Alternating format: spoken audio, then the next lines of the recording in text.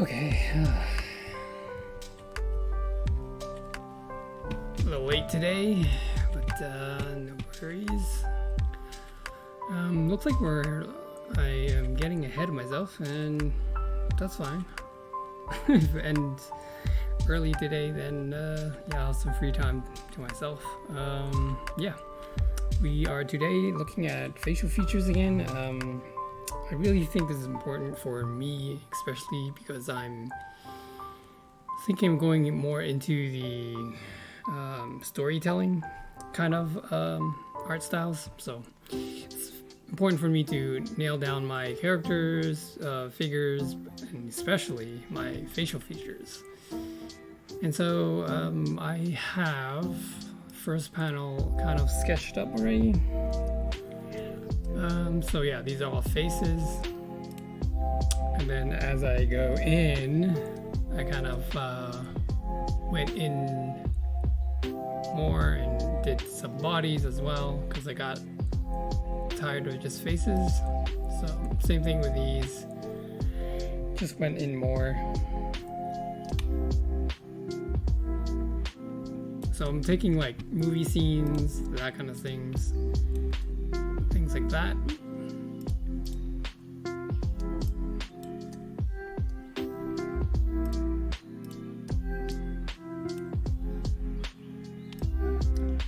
So yeah, we're just focusing on those.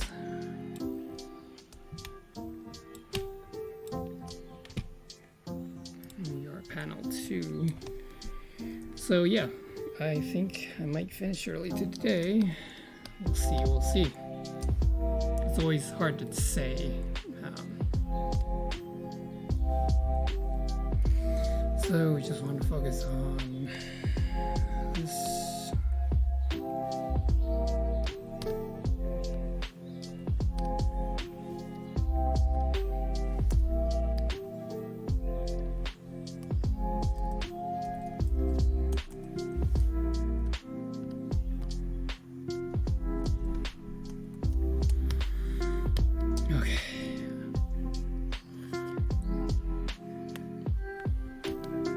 So if you want if you're doing line works, I just discovered this, try to at least go to Pixel 5 brushes and don't go below that. Reason being is because of the line. You see how it tip kind of sharp and then ends with a sharp? You can't really do that with the 3s and 4s. I mean, you can, it doesn't show as much. It only has a certain amount of pixels to work with, so don't go below 3. Don't go like on 3. Especially it kind of gets harder to see the lines. So if you need to up your canvas, do so. I'm trying to use only 5s now, or 5s and up. Sometimes I go to 4 when the sketch is too small. It's just no option for that. So yeah, I'm trying to nail down my characters. I've explored different kind of eyes before, and I think I like the way I was doing it, just mixed up with the manga style as well.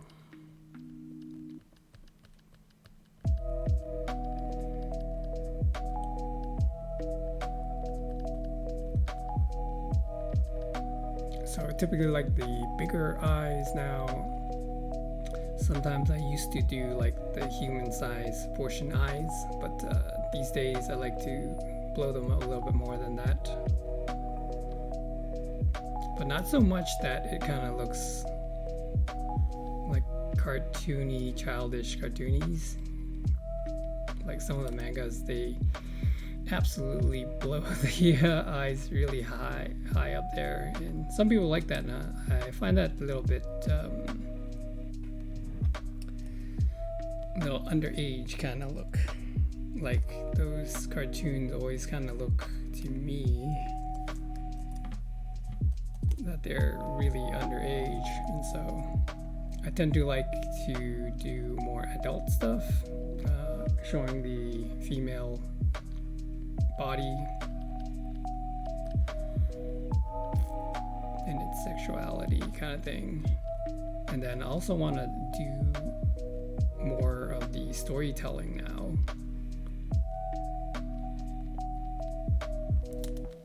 I think that's more interesting to me.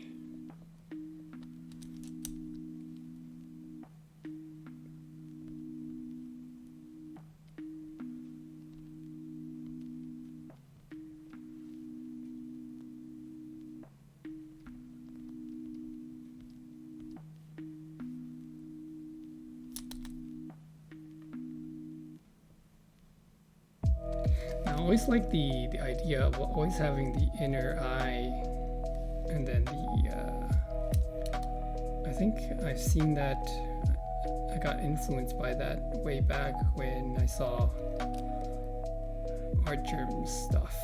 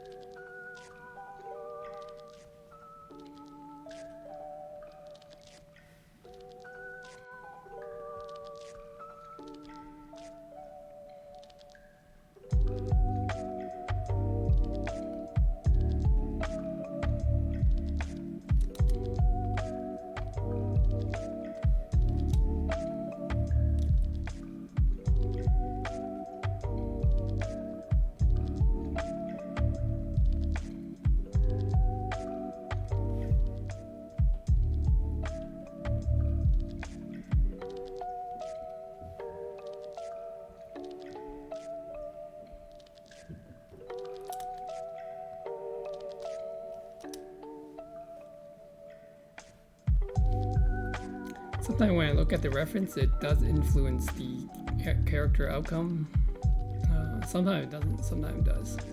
Because I tend to try to not go off of it.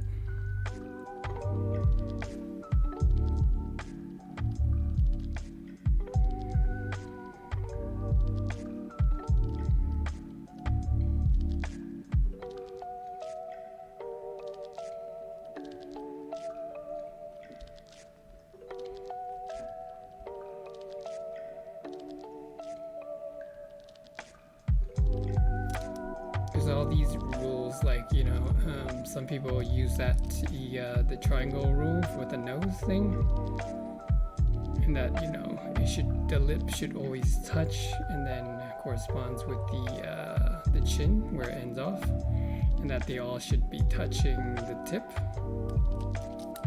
The problem with that is then it just seems like your character always looks the same, right?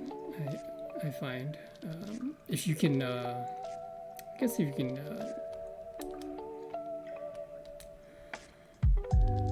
hey Bandit,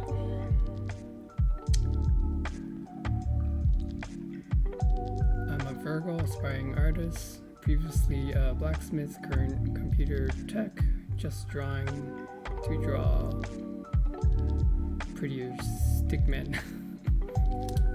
Hey, how's it going?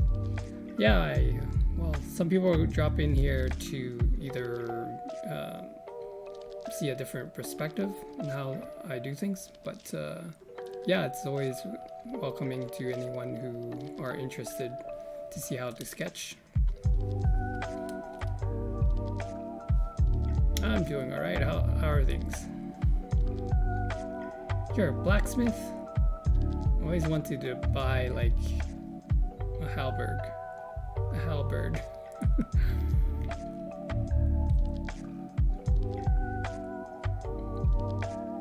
The way you do faces is just amazing to me. You know, when I first started out, I was like, I thought it was okay. But now I think I'm like, was it 365 sketch into it? I was like, I think my character has kind of evolved. It's more refined now, so I kind of like it more now. But yes, thank you for pointing that out.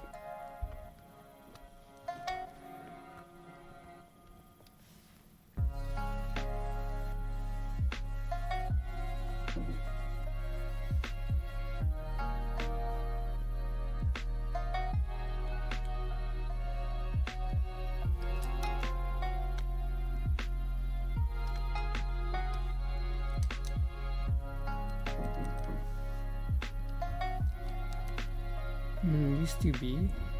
I used to make all sorts of weapons and decorations, sold quite a lot of 6-inch fire pokers. Okay. But wrecked my hammer holding hands doing stupid stuff. Now can really only bear the weight of a stylus pen. Yeah. That's sad when people, get hurt and they can't do what they do anymore. That's always shitty. But there's always like more options to look at. That sucks.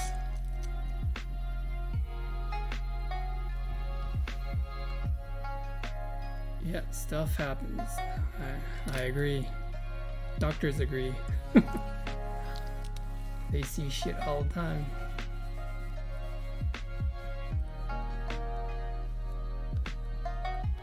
I think I can do this forever. I was just the drawing thing. Like, I just gotta do it more, try to find a way to make a living off of it. But I think I just needed to get better. And that's why I'm doing this.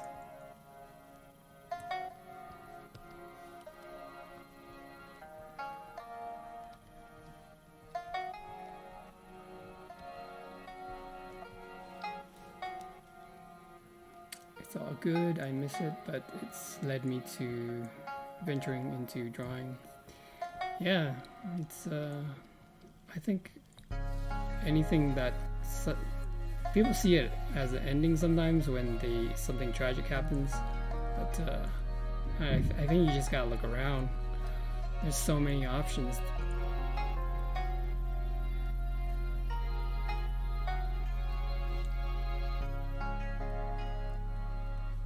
Because I gave up drawing a while ago before.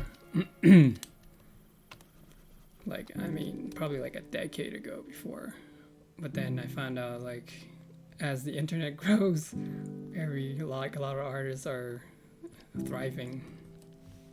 So I'm like, shit, man, that could have been me. Could have kept it going, and then I would have made something already. It's never too late, though.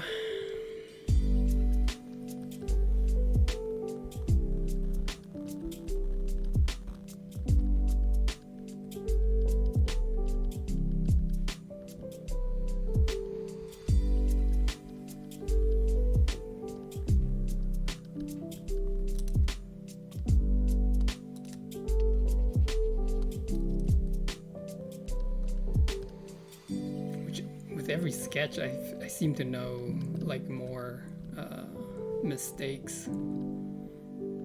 I guess that's the outcome I get when I practice a lot more. All good things, all good things. And for some reason right now, when I look back on other artists' work, where I really admire their works, and now I'm looking at it and like, I don't know why it looks okay only now. It's weird. It's like, hey, I liked this before. I'm like, I don't know if I like this anymore. Okay, I'm charging up my arcane power. Alright. Welcome to the channel. Charge up away.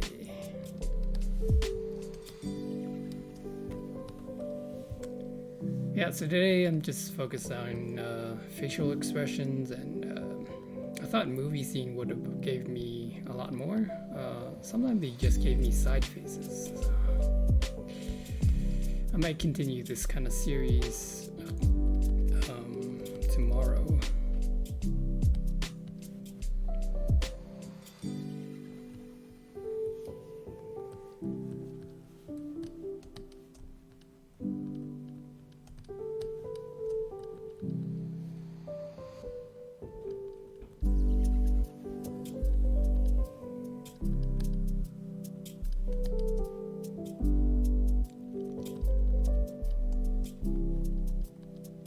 Yeah, some people are making a big deal that I show the woman figure a lot like exposed, but I didn't think thought it was too big of a deal just because I guess I was in art school, and every so often they bring in like nude models, and it's like no big deal, right? I guess we're in the real world. Some people, are uncomfortable with the nudes or the sexuality of the female figures.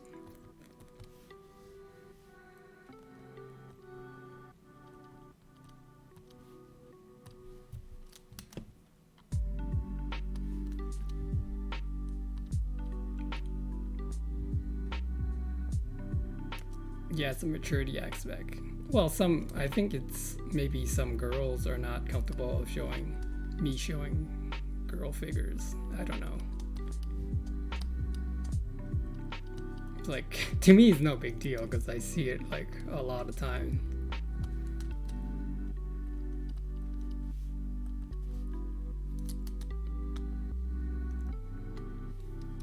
I even see like men's nude as well, so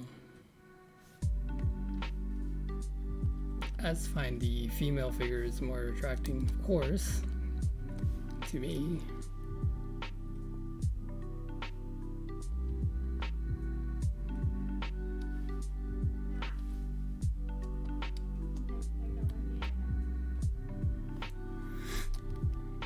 It's one thing if it's porn, another if it's art. Well, another streamer had me using line of action, a website with dynamic poses. Yeah, the thing is, when you're doing like figure drawing, you don't want to put clothes on them. You're trying to learn figure. It's like, of course I'm going to be like drawing them naked or close to naked. So I think when I was doing my figures, I had to put like at least like underwear on. I'm like, okay, whatever.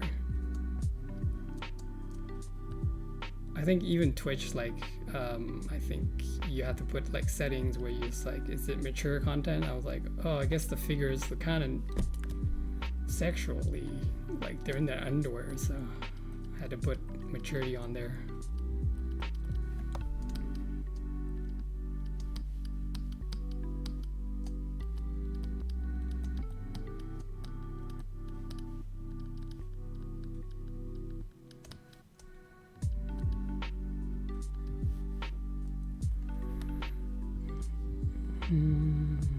He told me I need to learn to sketch out nude forms because if you can't do basic nude, then you can't draw clothes.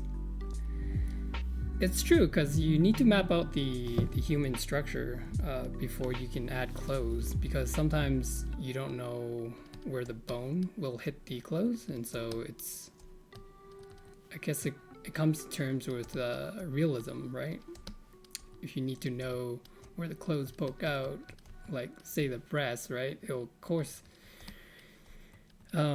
extend the clothes out, and it'll cause the fabric to fold, increase.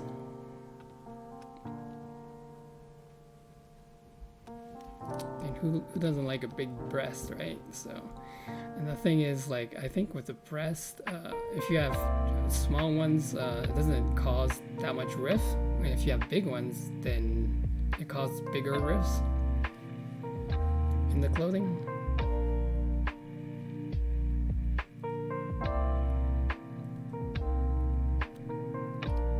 Like that.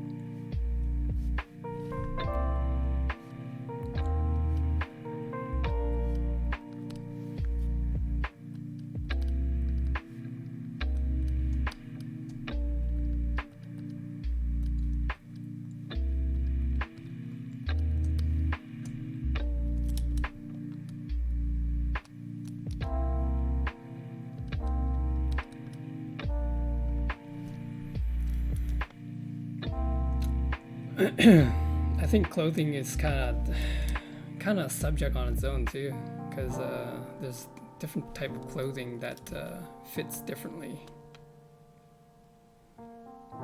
Say like a sweater versus a cotton fabric. Sweater doesn't fold as much, cotton fabrics do.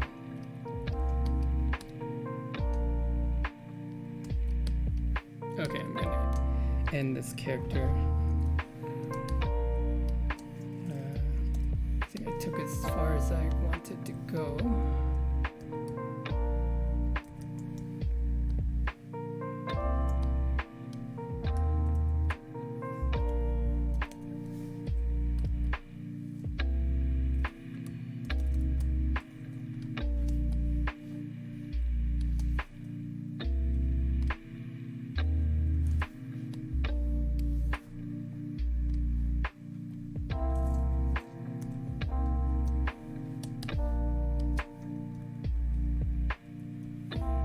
Okay, we'll work from this distance. Sometimes actually good to zoom out and paint and draw. You get caught up in detail, and you. I think especially it's true when you do the whole figure. If you're just doing face, it's fine to go in.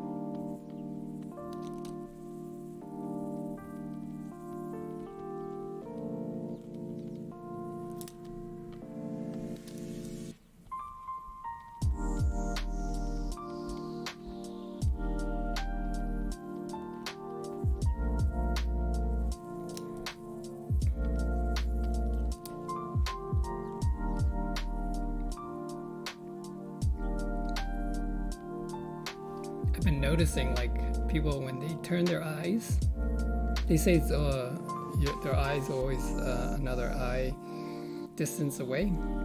Even when they turn to a different angle, it's still the same distance.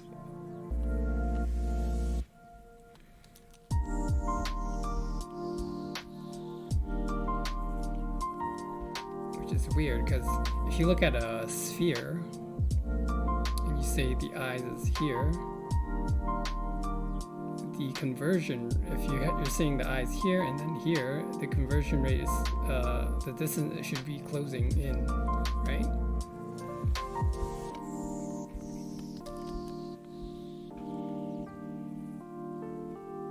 I guess face is a little bit different. I guess depend on different angles and different camera. But mostly it's applied every, like, even on different like angles, it's always an eye away distance from each other.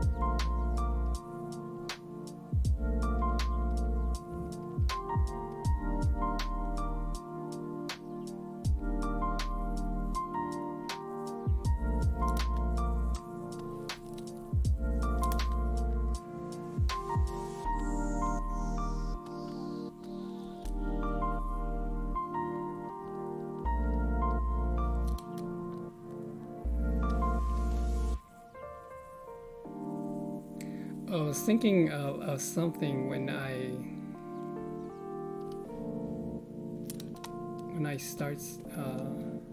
I have all these sketch all done and ready.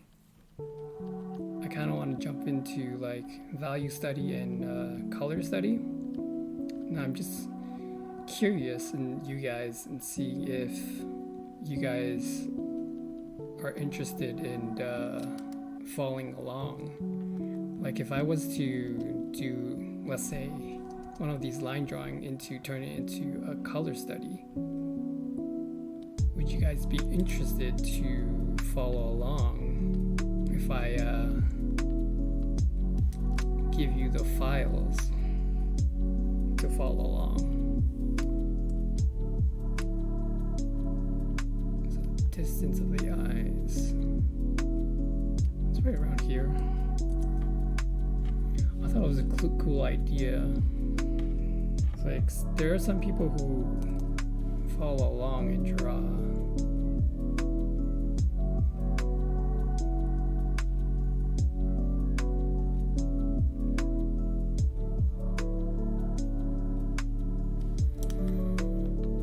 It's been a long time since I've been studying my drawing techniques.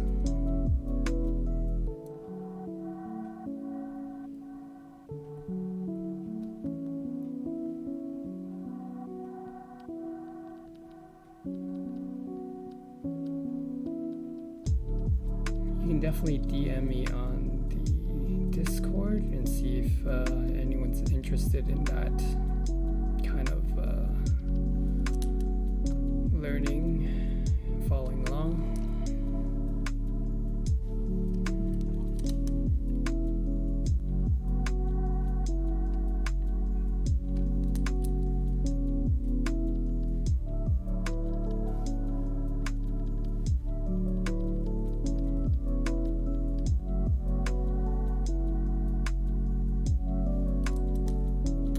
Here, when it converts to a mouse, it becomes somewhat of a side angle.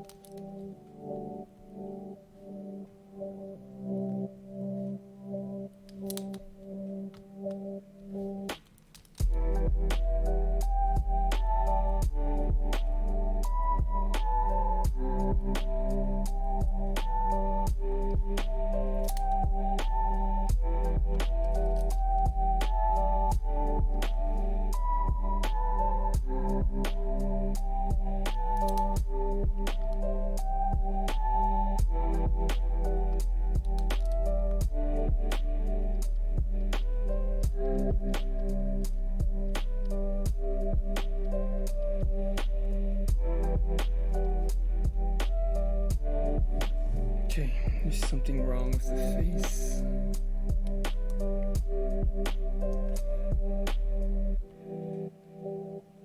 Oops, nope, that's not what I want. Turn.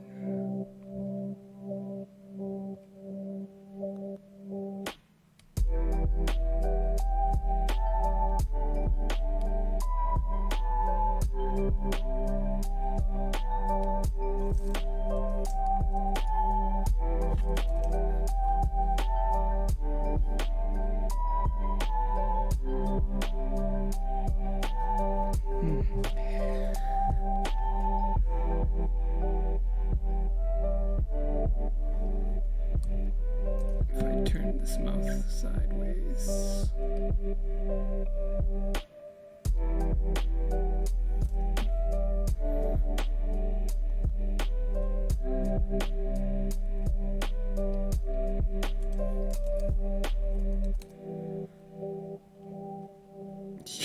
Looks kind of creepy. Let's see if I can put the lips in or something.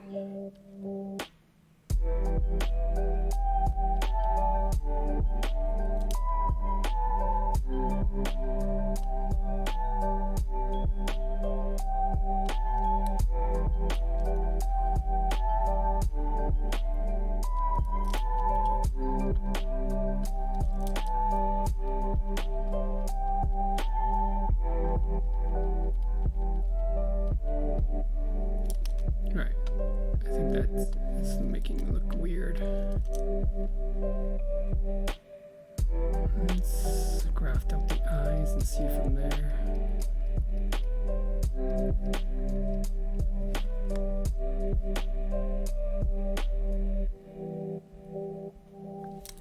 Yeah, looks alright, I guess.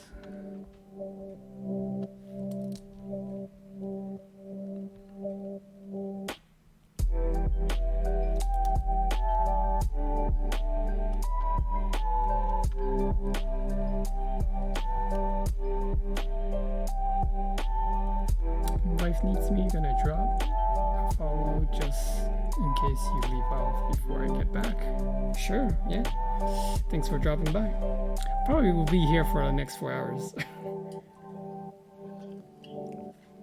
If you know if anyone's following before, these sketches take forever.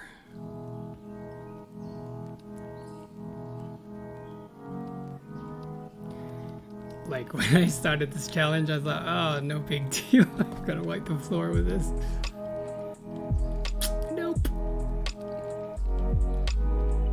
So if you calculate it, it's like there's 5 on each panel, and I'm doing 4 panels. It's like 20. Yeah, it's 20, 20 panels, and each sketch takes around average 7 to 10. If not 15 minutes to sketch out, and you can just calculate that it's like 4 hours already. And then when you move on to the good copy, which sometimes fast, sometimes not, depending on the subject. I think I average around 10 minutes. And that's another like 4 hours. This is like 8 hours, man.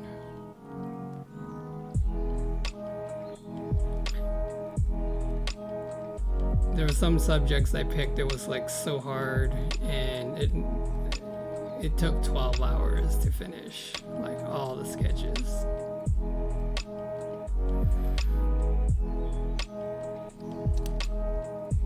So these sketches, the challenge is that you can't do.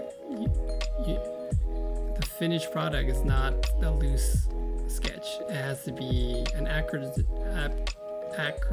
representation of your subject.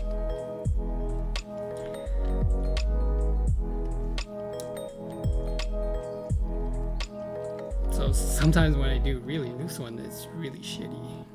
It's like only probably I can understand it, and so those don't really count. So yeah, takes about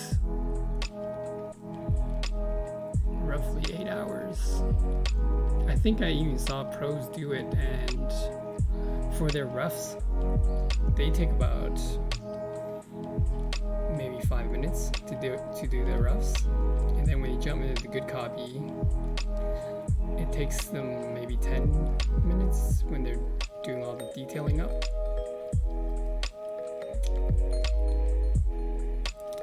So I was like, I think I'm okay speed in comparison.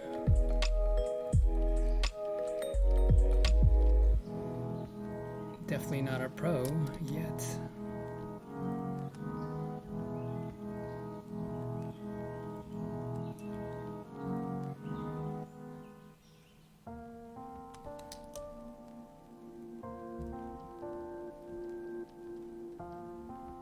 Yeah, I didn't like the chin. I'm gonna change it.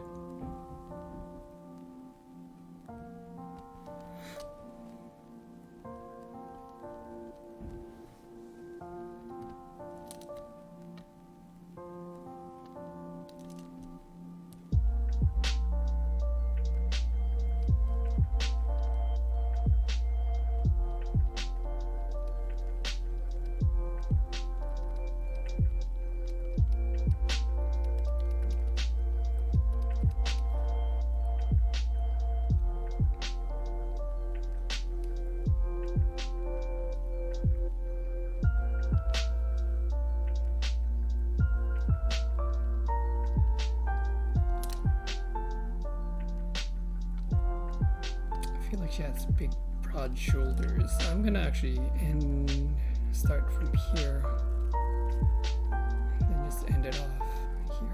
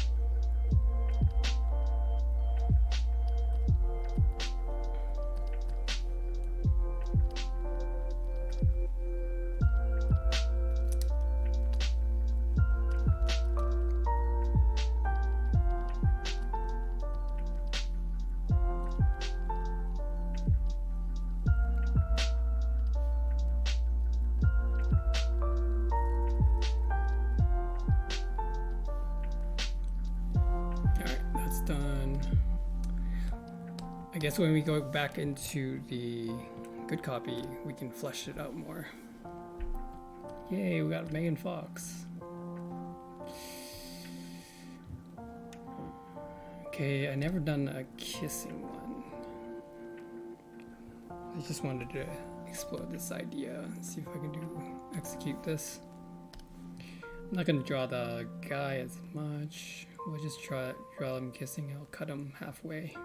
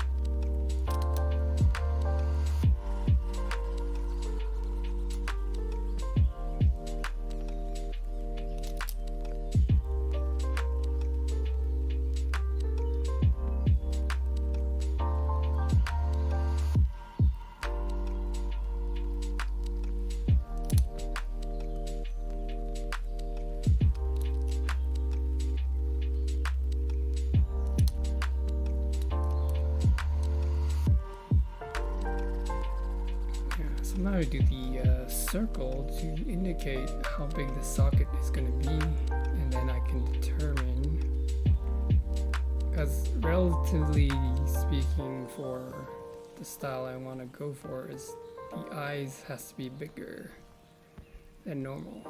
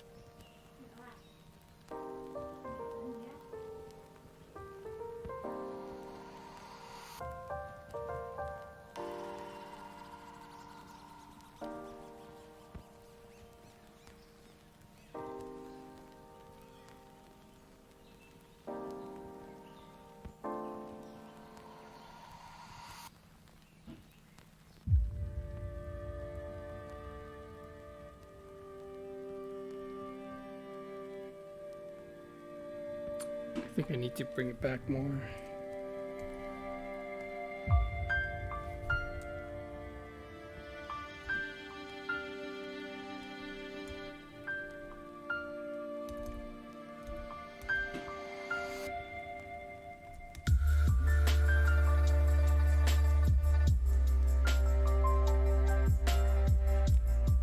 Yeah, I think that worked.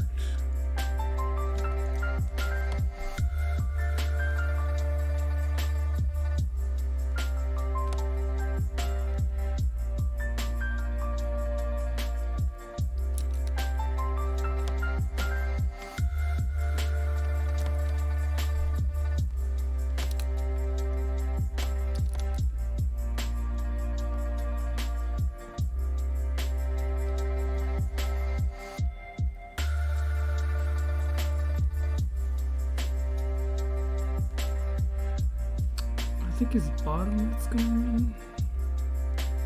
Let me see.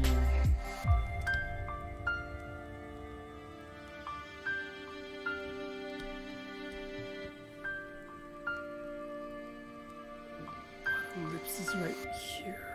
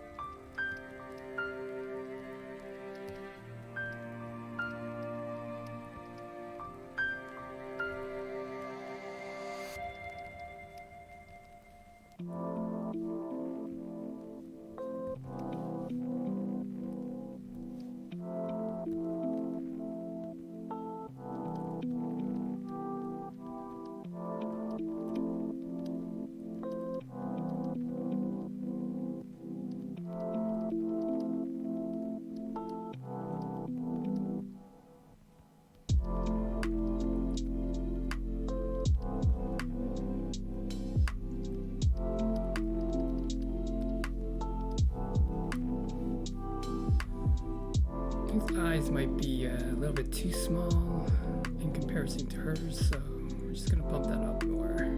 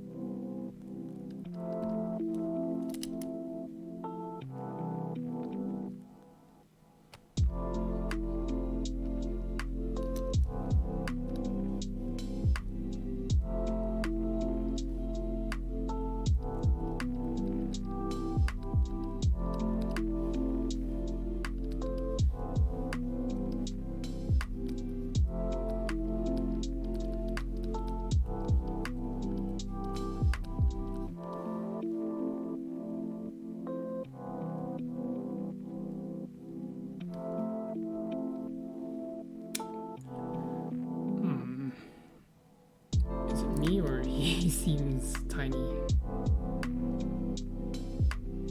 I think he seems a little bit smaller.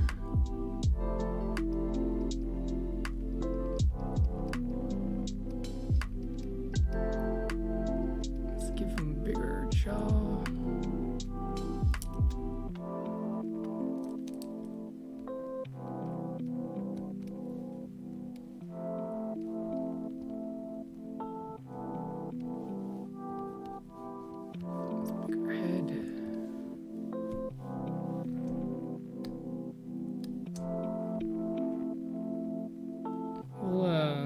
Get her hands in. Let's get some more information of what they're doing.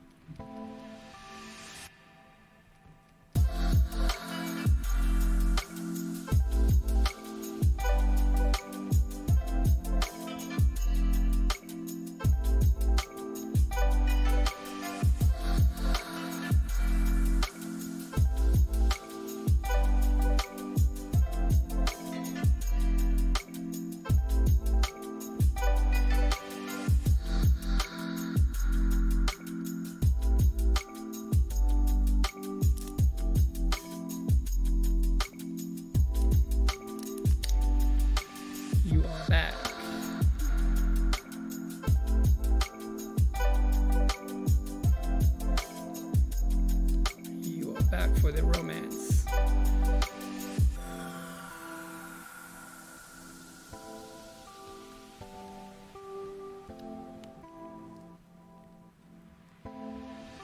It's so clean. I don't even think it's clean. I see dirty, but thank you. I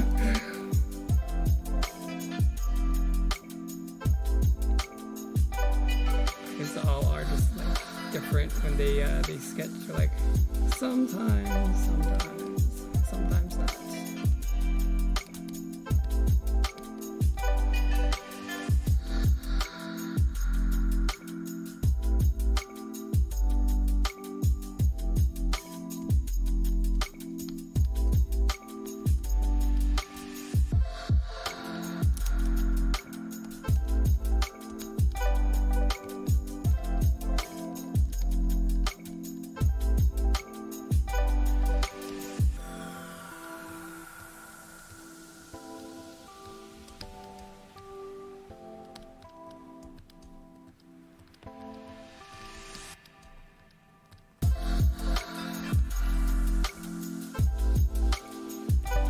Now it's time for me to use your sketches as a reference of the reference.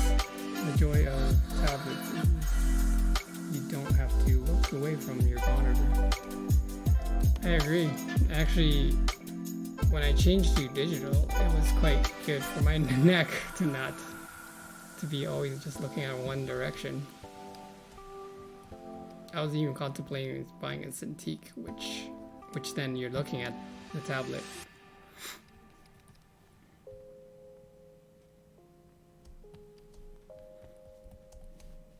Yeah. I still sketch. I have a Samsung tablet that I use from time to time. But yeah, that one hurts my neck. It's good on the fly though.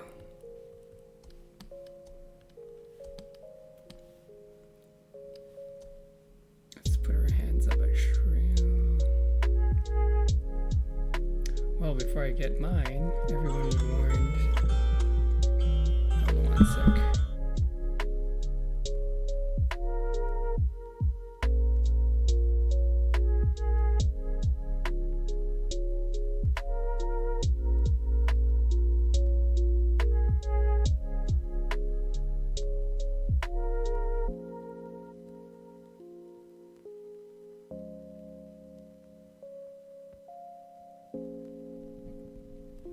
Sorry about that. What was that? Definitely see that well before I got mine. Everyone warned me that it's difficult to get used to it, but it feels like they're pretty intuitive. So I used to do traditional mediums. When I transitioned, it actually took a while to get used to this form of tablet where you're just looking on screen. I would warn you, it may take months. Like it might have took me like about 4 months before I got really good. And it was kind of off and on. It wasn't like consistent. I think if I was consistent, like what I'm doing now, I think it'll only take you a couple months to get used to. But definitely worth doing. It'll save you money if buying paper is an issue.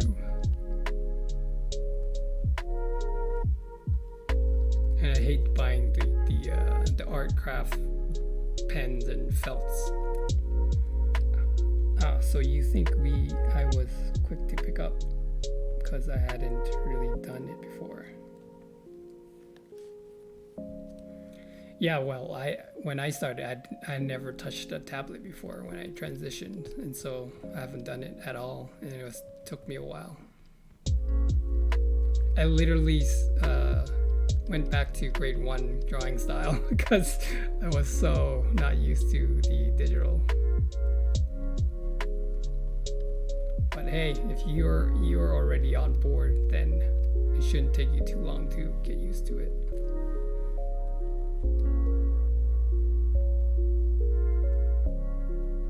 Stickman incoming, yeah. You'll be surprised how bad your Stickman is then. If you're like on Stickman level and you just switch to digital, then it's like even worse or Stickman.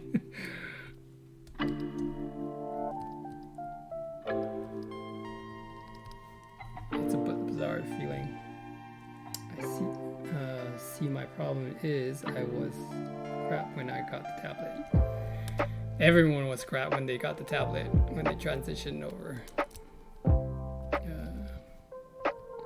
It definitely drags your, level,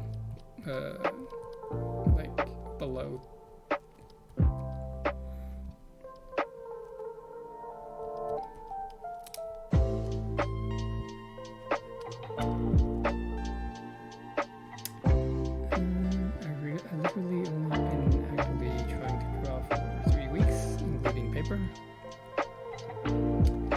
So, what exactly are you drawing, can I ask?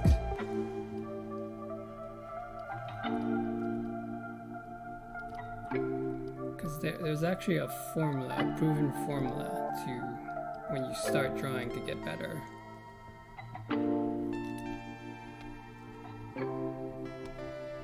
And that's not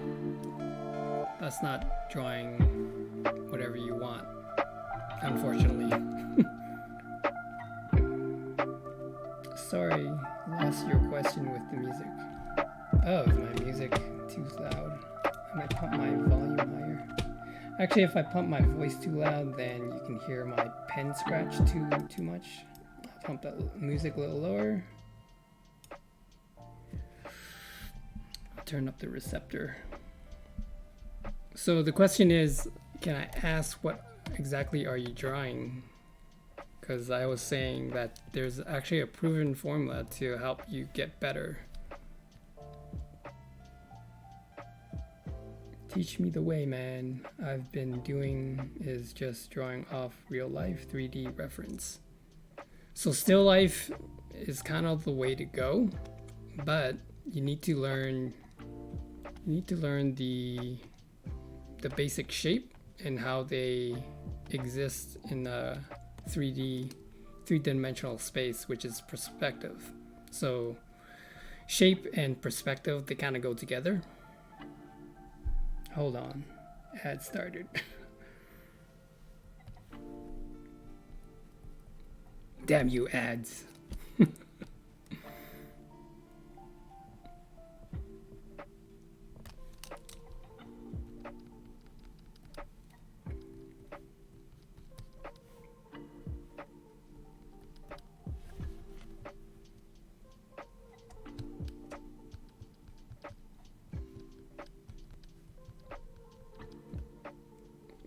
back. Yeah, so what you want to do is still life is good, but what you need to learn first. I've been drawing a bunch of stuff, dude. So like I said, still life is good, but the better way is to learn the basic shape and how it exists in a three-dimensional space, which is perspective. So shape and perspective kind of goes together. Well, not kind of, it is.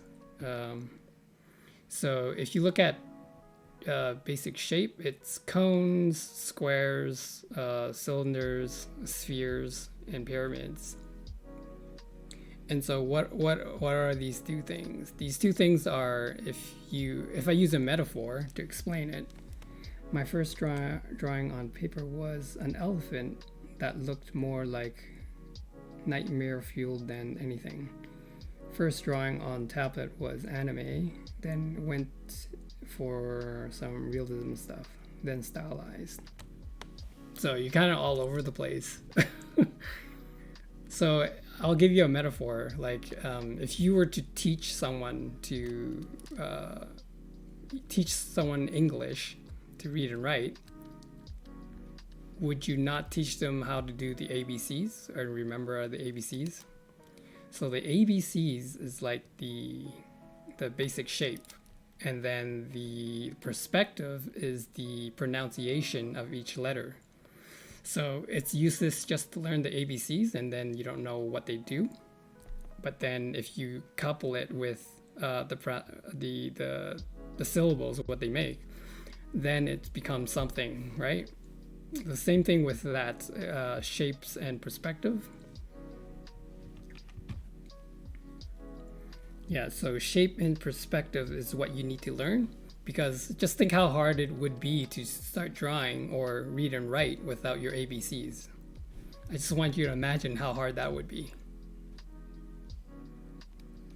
That's like you not knowing your ABCs and starting to read and write. I know it's disappointing to hear, like, but you're handicapping yourself when you start.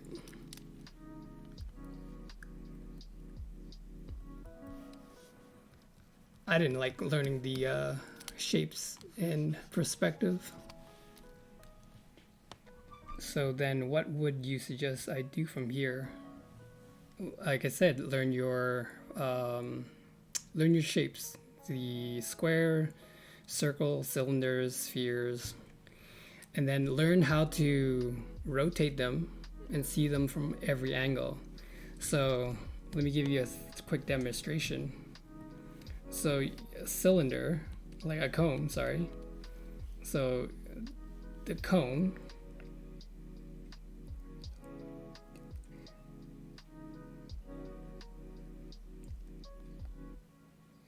one artist told me I need to practice shading and lighting, primitive stuff.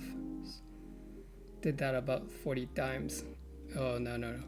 So this has been proven now that there's actually an order that you have to go in. So if you go to shading and lighting, that's jumping before you know your ABCs. That's like trying to form a sentence without knowing your ABCs, so you're not efficient at writing and reading. So that doesn't make sense to jump into the lighting perspective, because lighting is actually gives form, but how would you do lighting and shading if you don't know the perspective of everything, right? So lighting is actually after you learn your basic shape and perspective. If you jump beyond that, then you skip the core foundation of your ABCs. So yeah, so this is the cone. So when I spin it, like I can draw it from every angle. Like I can draw it from any angle, and that's the power of perspective, right? So you can draw it from any angle.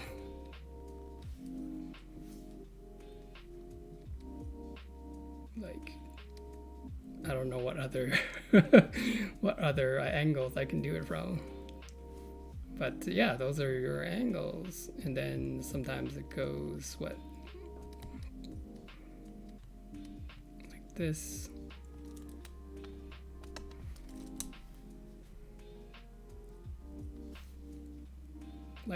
Like I can like I know the cone like very well. I know what angles I if I can control them. Like I don't know. So how do I practice that? That then?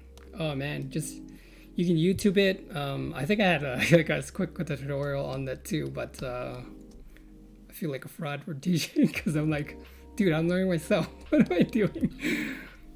But I guess I do know my basic shapes. Yeah. Now do it with the tetrahedron. Tetrahedron? You mean it's like a hexagon?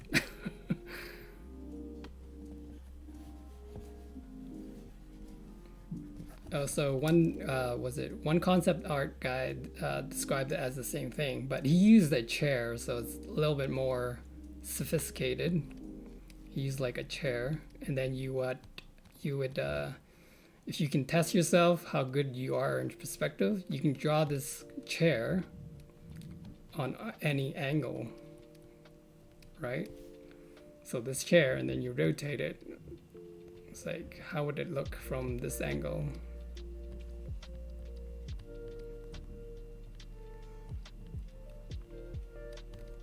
My really quick chair demonstration.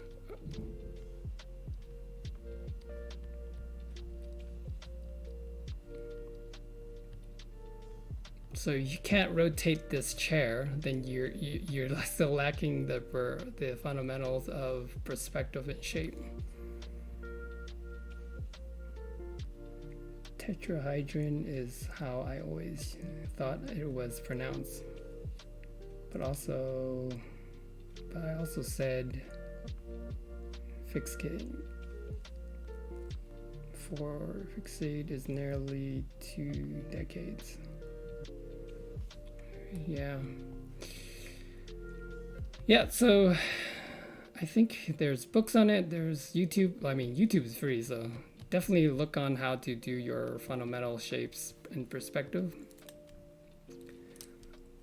Yeah, and if you want to test yourself, draw the chair in every angle. He actually added something even harder, like you think you're good, then add on like a flower vase, and then rotate that, rotate that. I'm like, okay. So yeah, that's your stepping stone, man. Because if you don't have that, you don't have the working mindset of how to, let's say a hand. Everyone has trouble with hands, right?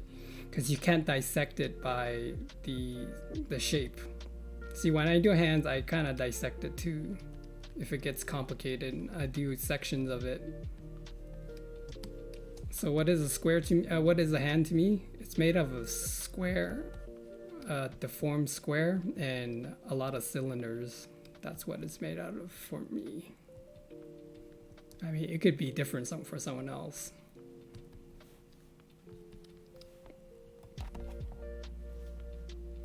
Yeah, so that's how you get started. I would focus on basic shape and perspective first, and then everything else kind of follows. I think the next thing is actually lighting and value. Those are closely connected. And then what's after that? Color theory. After that is design and composition. And then after that is subject study, which is like anatomy, industrial design, that kind of thing. Like there's a lot of segments in drawing, I guess. It's interesting. I'm negotiating everything, noting everything, tasting. So it's basically like seeing a car as you just a square with a circle.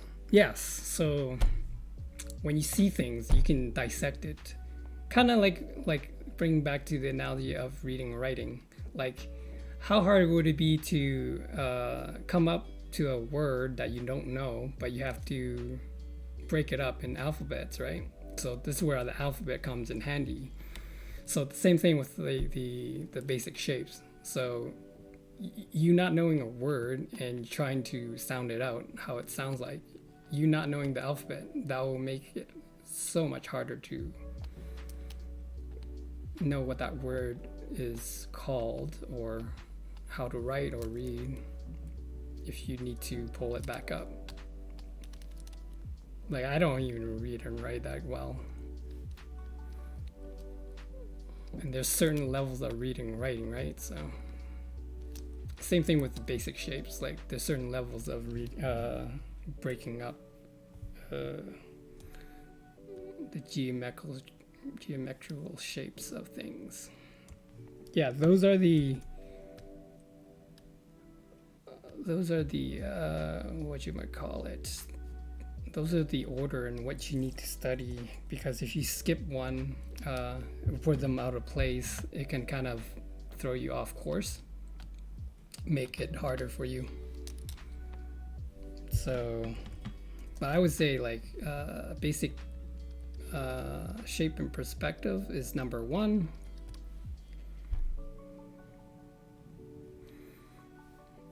Yeah, I hope that helped. Like, I don't know if anyone, maybe I came up with that analogy with the reading and writing thing. Maybe someone told me it before and I'm just regurgitating. But most of the YouTube guys, they keep using sport analogies. Maybe they think everyone understands sports. Like, I don't even watch sports that much. Yeah, because when I've been drawing up till now, I've just been looking at lines. Yeah, it's hard to just look at lines, because line drawing is quite useful. They say if you can do a good line art, it can hold up test of time. That doesn't go for paintings. Like, if you look at Leonardo da Vinci's painting, the Mona Lisa, who did the Mona Lisa? Leonardo da Vinci, yeah. The Mona Lisa, like, it's not popular now. It's like, it's well known, but it's not like something people paint that kind of style all the time. But if you look at Leonardo da Vinci's line works, it still holds up till now. Like, he did a lot of animal studies. If you look at some of his sketches, it still holds up and it looks exceptionally good.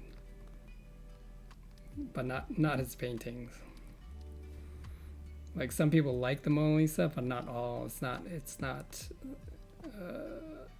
I guess it doesn't hold up to the test of time.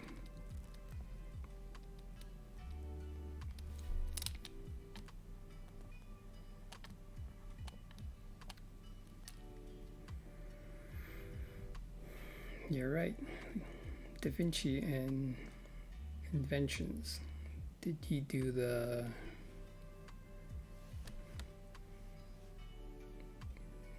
Vitruvian Man?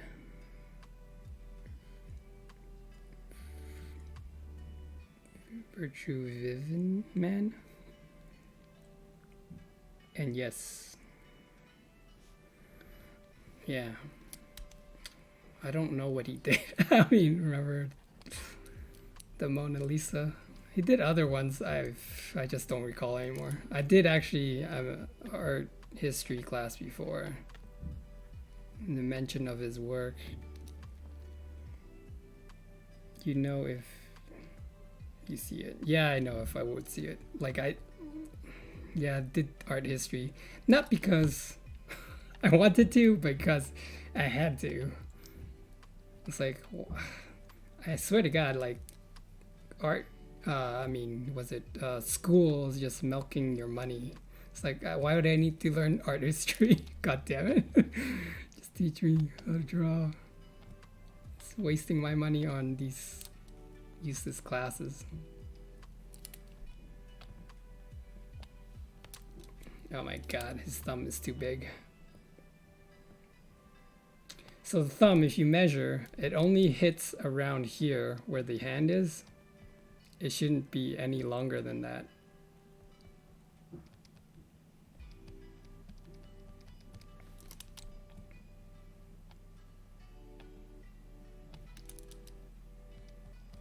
And there's always a flap of skin covering the second joint of the thumb.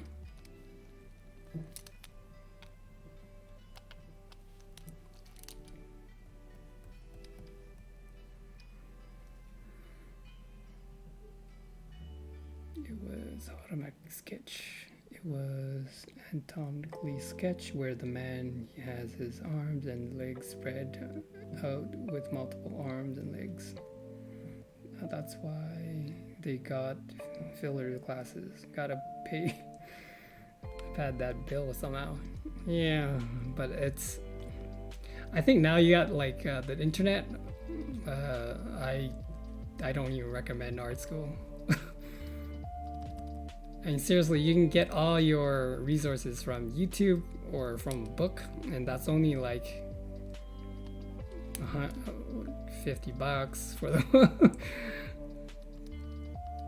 $50 for the book. I still think that dude's head is too small, or the girl's too big. I have to shrink the girl.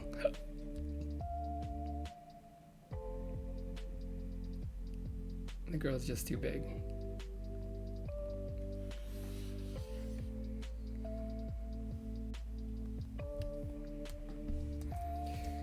Shrink from here. Yeah, that's more size. Yep. Stop. Move it down. That looks right.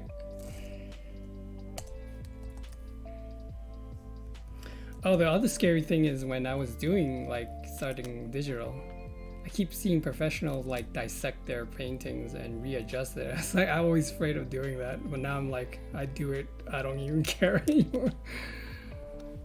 Like, oh, don't ruin it. I might not be able to fix it. It's like, dude, there's an undo button. It's fine.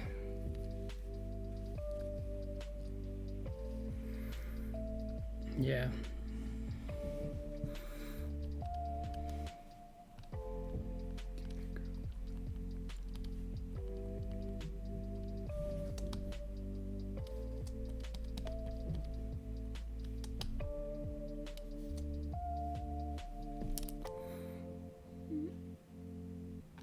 Well, the hair covers the hand.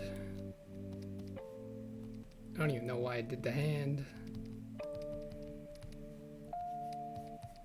Because the hair covers it.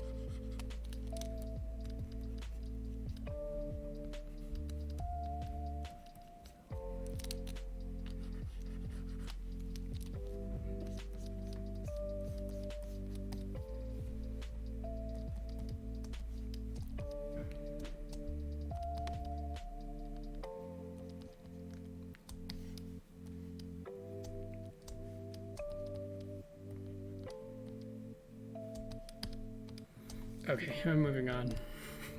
Spent too long on this paint. Oh, wrong layer.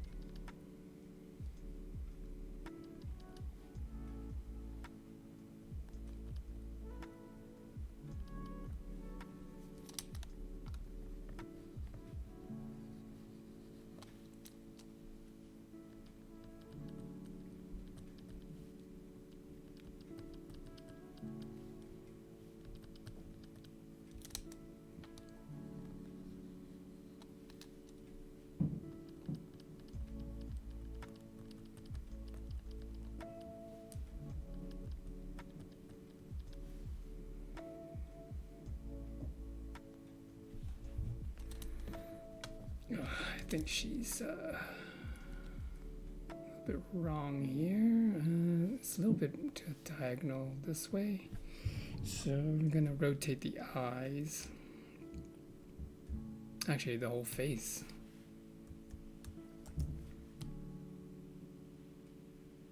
So slightly this way.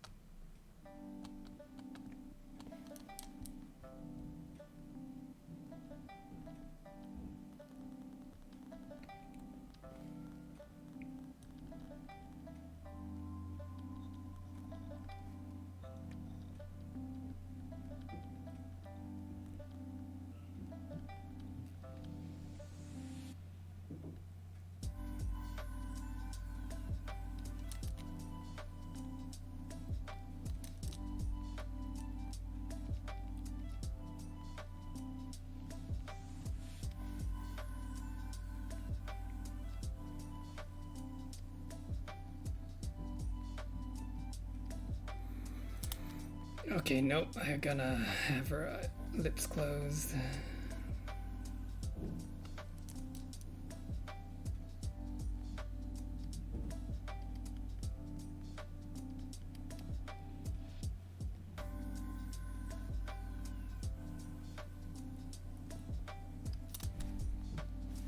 That's weird, her lips is like right aligned with the eyes.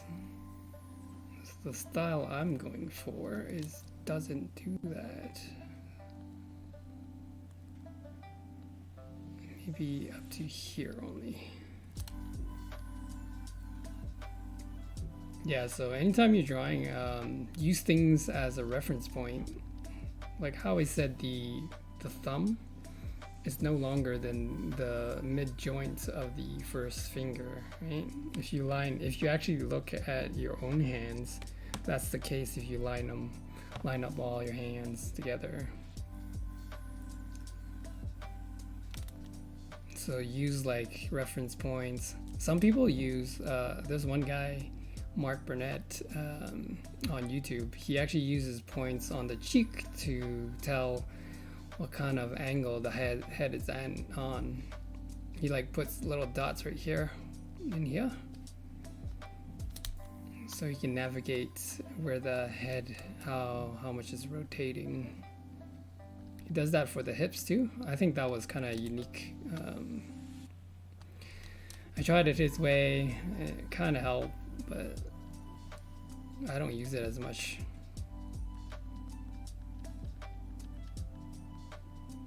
I think it's good for beginners though. Might be good for some people. But yeah, definitely when you're doing those kind of things, use reference points from the body and then just look at your own body and just try to map out certain things where it hits or a line.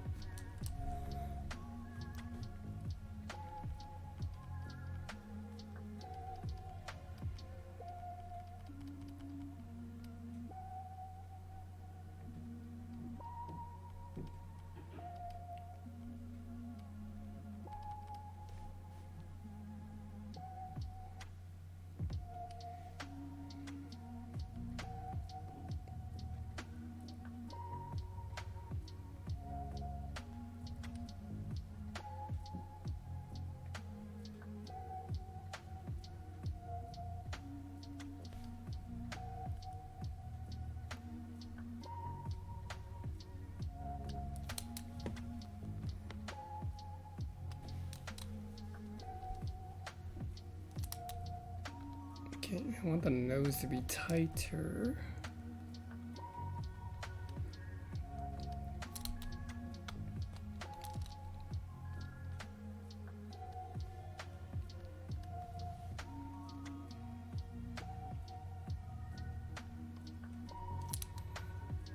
So the forehead's a bit smaller than normal. I think it's right around here.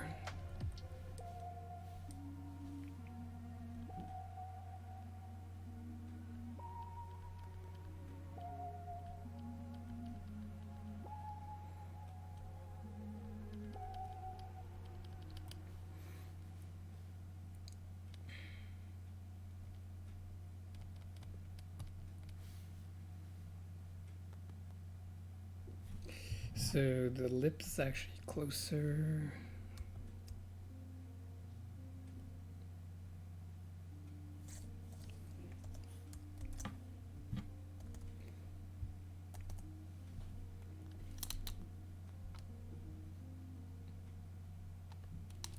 I had like, even when I was on traditional medium, I had a difficult time with foreshortening.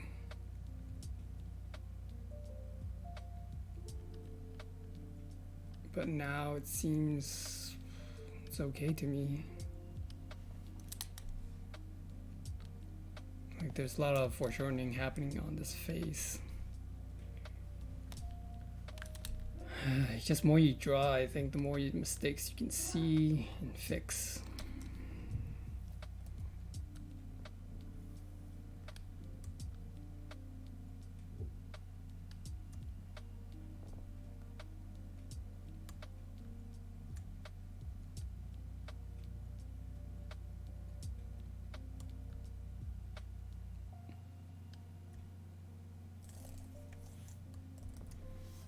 Did I even move it? See here. Yeah, I did. Okay, that looks a little bit better. And what better way is to see if you flip the canvas or flip the picture? It's still short and still needs to be up more. And maybe rotate. Maybe not the eyebrows though. The eyes itself.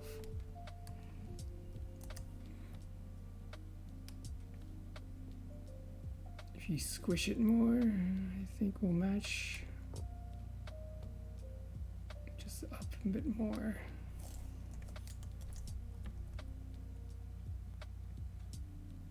Rotate it left. Arama left. I think this eyebrow needs to be raised up. And rotate to the right. Just a tad.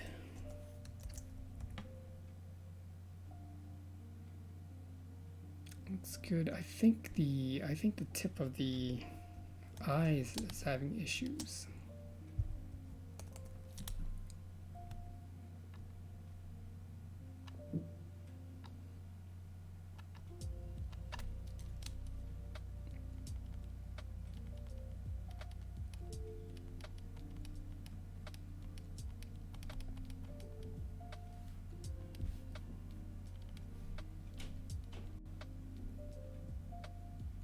I must say, man, you've been super insightful. Well, I'm glad. I think that's one of my goals, is to actually learn and then promote a community where everyone can learn together. I don't think I have all the answers. I know shit, but I don't have all the answers. I wish sometimes someone come in and say, "Hey, you're doing it wrong."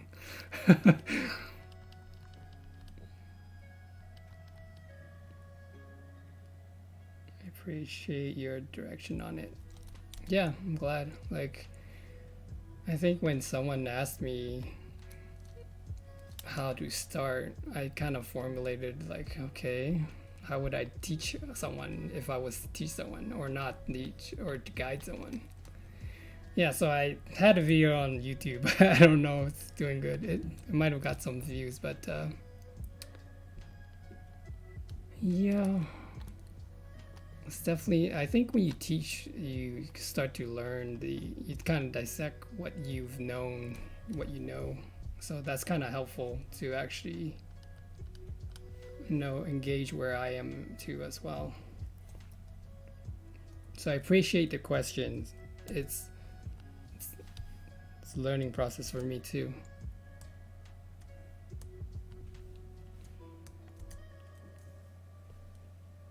It kind of gets me thinking what's more important.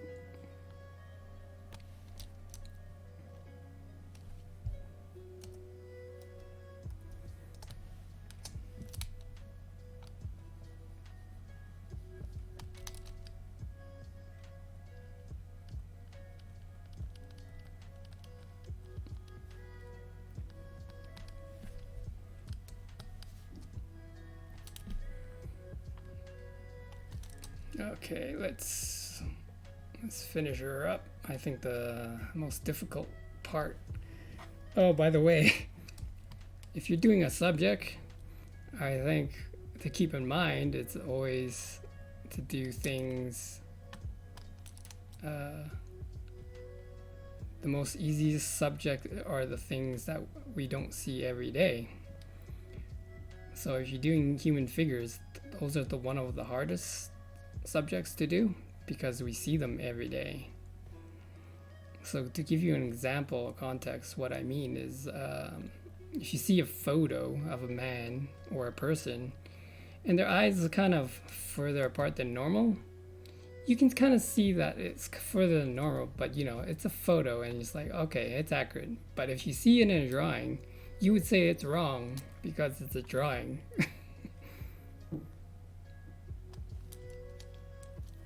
Because we see humans every day, we know exactly what they look like. We know when people has a bigger nose, we know when their eyes are further apart or closer together. So when you translate into a drawing, when you do that, people will pick it up pretty fast. But if you do, say, an elephant and its eyes are kind of offline, no one say it's going to be wrong because they don't have a clue. Like, you can be off like an inch and it'll still look correct because they have nothing. They only vaguely know what an elephant looks like. And so, yeah, if you're doing humans, it's hard. It's cats are hard, dogs are hard, cars are hard, houses are hard. All those things that we see every day.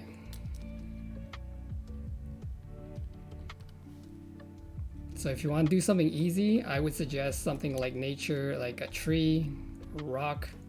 Like I did some sketches on rocks. They were super easy, but somewhat complicated at the same time. But they were like, no one says it's going to be wrong because the rock formation is like whatever.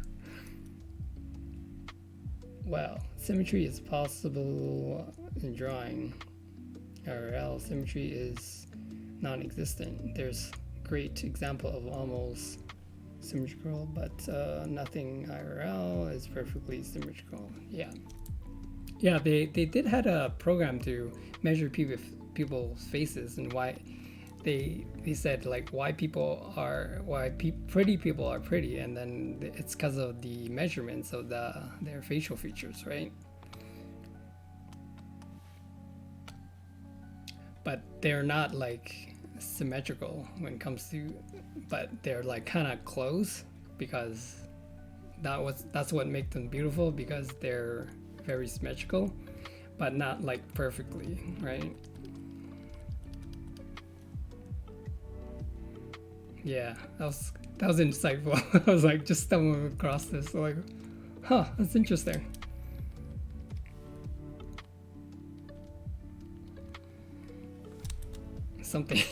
Something's up with her mouth. That's one big teeth. I'm gonna close it or shrink it at least. Close that gap.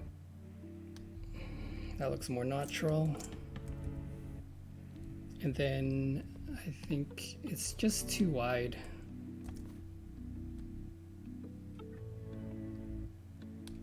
Shrink it.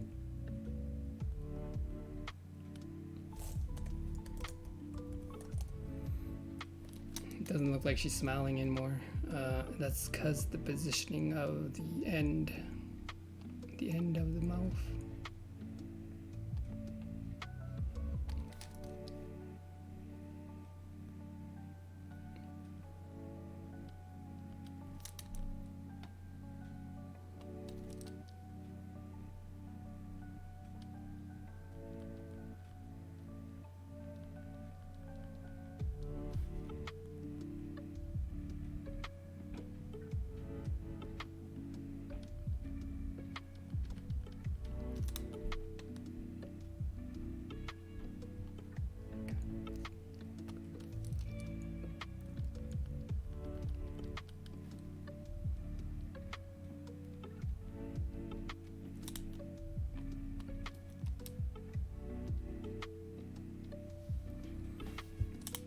And then also this needs to be brought up.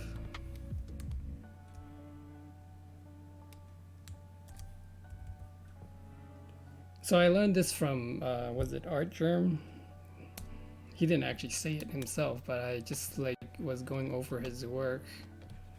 And when he does actually a lot of figures that you look up towards. And the thing is, yeah, he squishes the face, but he leaves the chin alone. Like, even though if you bring them all down and space them well out, it's the same. Like, he would have the same size of face almost. So he would leave the chin a lot of space when you look up. So it looks good. Like, typically I would do like something like this. And just like, oh, it doesn't look good. But yeah, that's how Artgerm execute his looking up on the character. He would just push everything up, leave the face as is.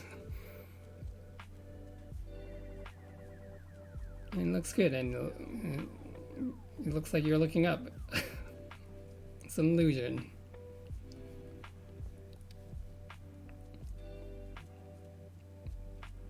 Just call it a day. Yeah, see ya. I'm gonna take a break to go have dinner, but I'm gonna keep casting. I don't really stop until this I finish the whole panels. It might not be until 10. Yeah, man. If you see all my videos, it's like really long. I'm like, who's gonna watch all this? I don't know. But you know, I'm working anyways, doesn't matter. So I think it's a good learning. Like, I watch people and I learn as I watch, so could be useful for people. I don't know. Time will tell. I'm the kind of person that'll watch it. Well, good for you.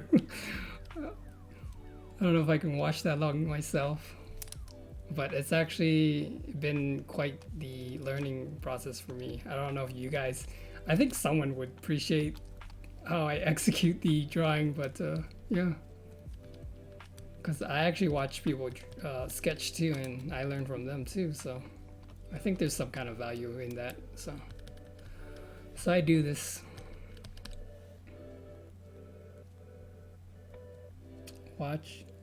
I watch is more of a skim. Yeah, actually a lot of people, they're like telling me that they love seeing me sketch and then leave it on, and then they come back later and see the kind of the finished product, and so it's like, wow, they like seeing that.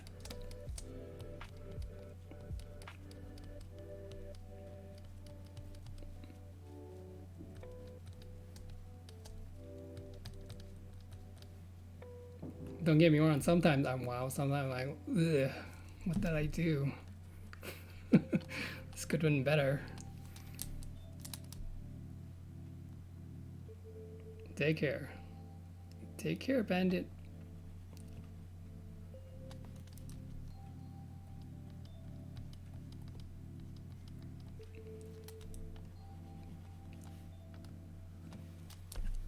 Yeah, it's never a hit. Like, I've seen some artists like I love their work, but I don't like all their work. I guess the same thing goes for me when I'm producing too. I don't like all my work. There's only like a handful sometimes.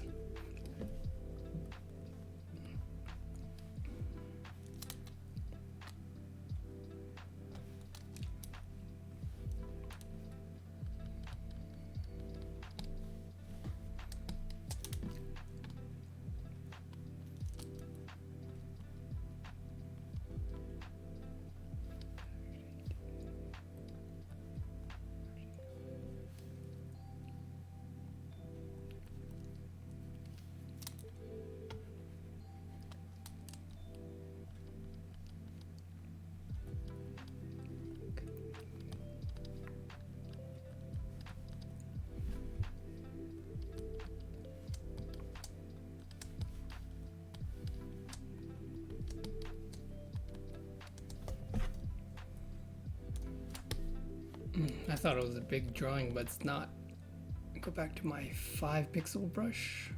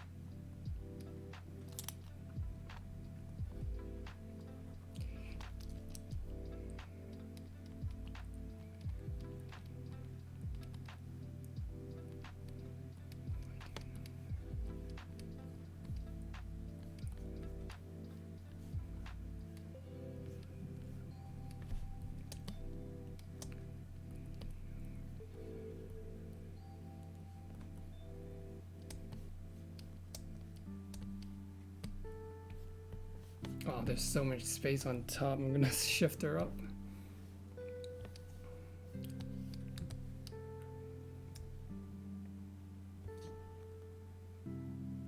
Did I just move it?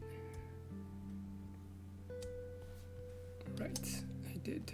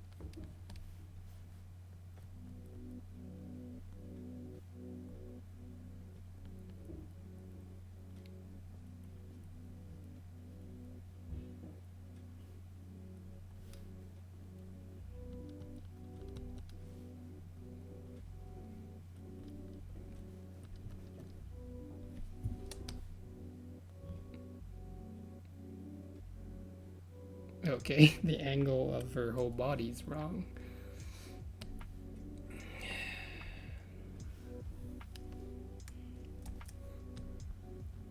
It needs to be something like this.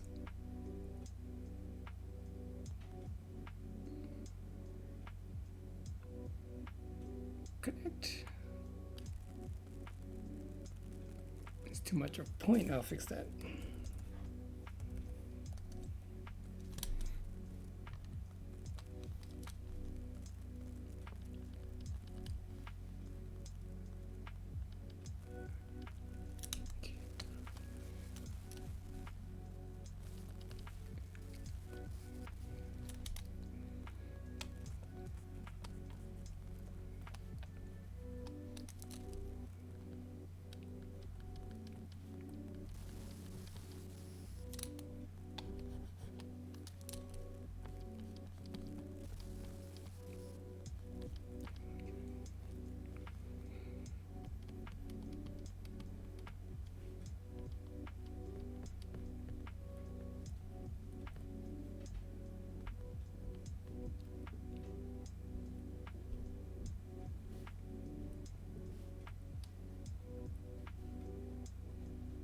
So I'm just gonna map out her other hand to see where it's at. The shoulder should end right here actually. So this turning point right there. She's actually tucked in a little bit more, so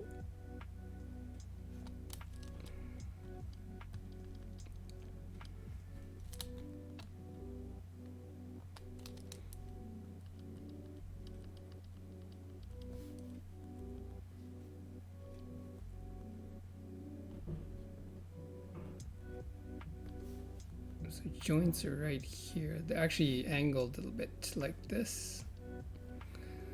So elbow should be right around here.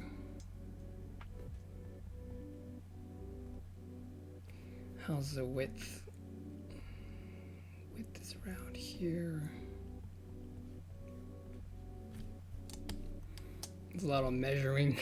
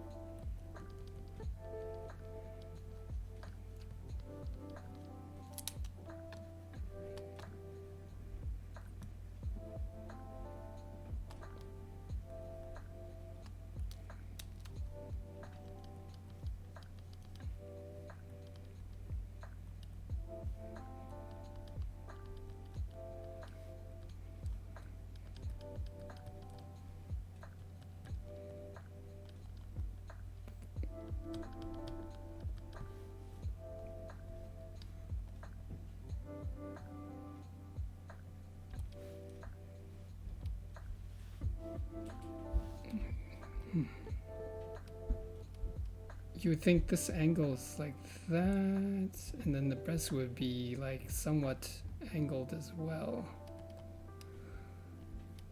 I'll put it lower.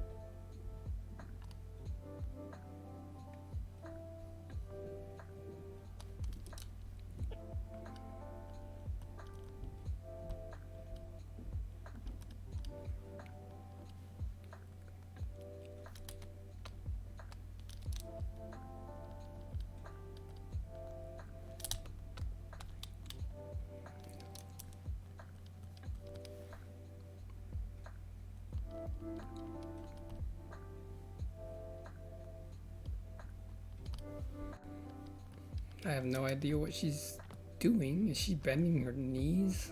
I think she is. Bending the body, the waist. And then I think she's bending the knees there.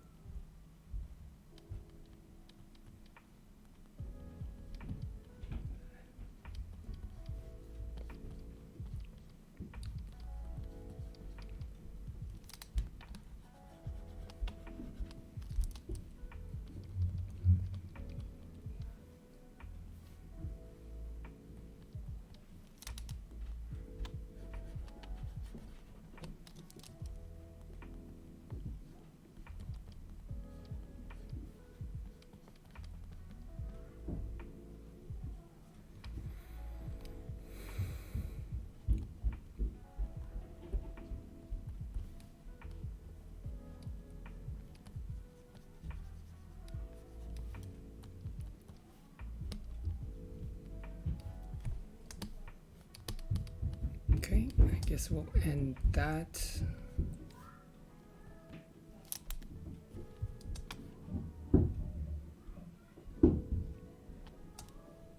I just want to twist her head just a bit.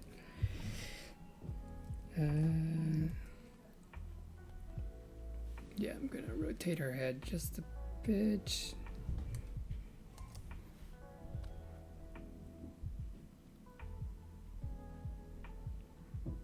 I mean, it's not that important to get it one-on-one.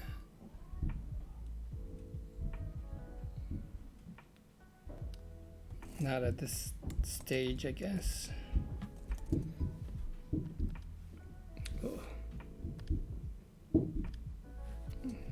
Back to 60%.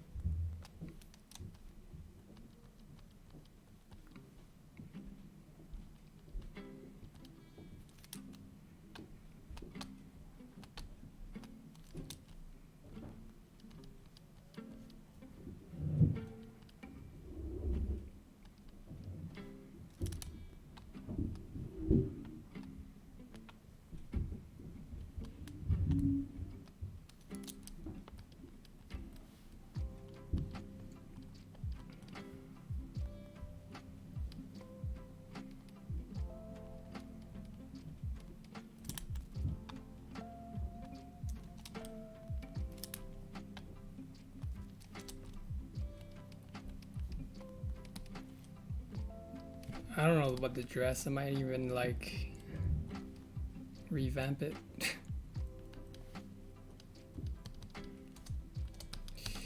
It's good enough. Go to next. Yeah, it's almost 6:30. I should probably do my dinner. Where should we leave you guys at? I will leave you guys this one. They're just smooching. I gotta pump that up actually. It's quite tiny.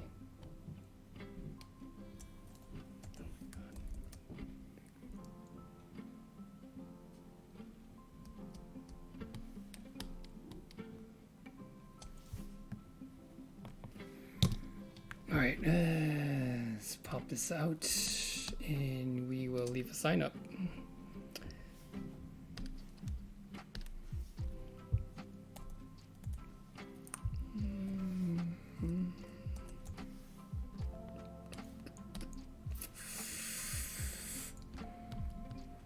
Oops, let's go bigger.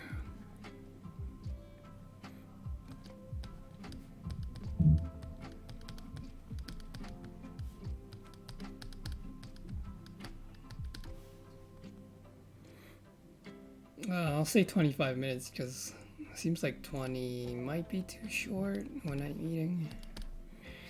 Oops, I can't spell.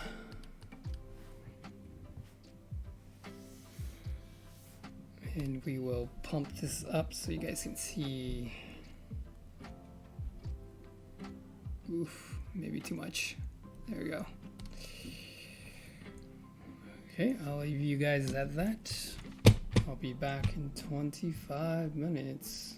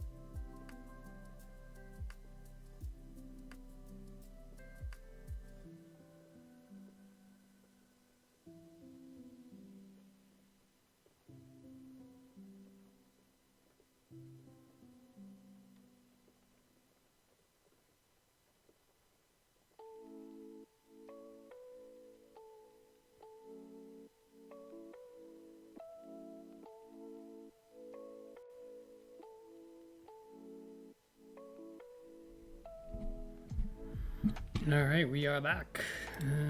So I had some pizza for dinner. All right, where were we? Finish this.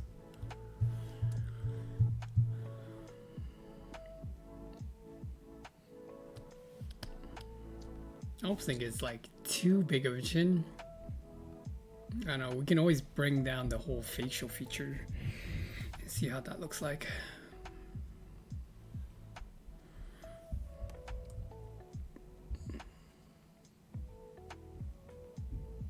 Yeah, just a bit.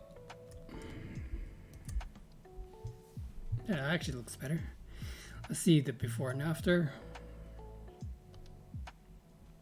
Yeah, it looks better. All right, and start with her. Almost done the sketch, almost. And then we are on to the good copy. Wish I'd finished early. Kind of on, really feel like playing Days Gone. It's actually whatever chance I get, I try to play that game. I actually really like it. It was on the PS Plus, free to play for members. I thought that looked weird. Change it back to here.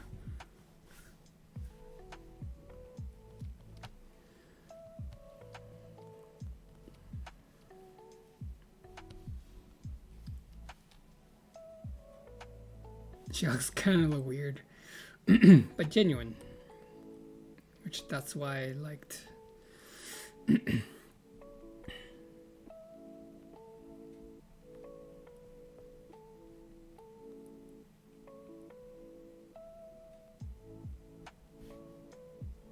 Yeah, I figured for the Days Gone, when if my PS Plus member runs out, I won't get the chance to play it, and so I was like, oh, let's play it. It looks kind of cool. And then I played it, I was like, oh my god, I like it so much.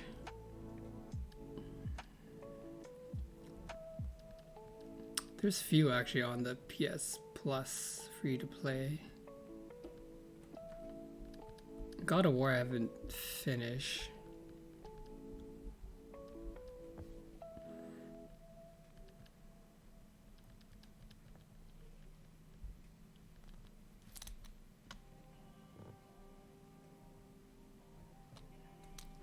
May have to restart that one.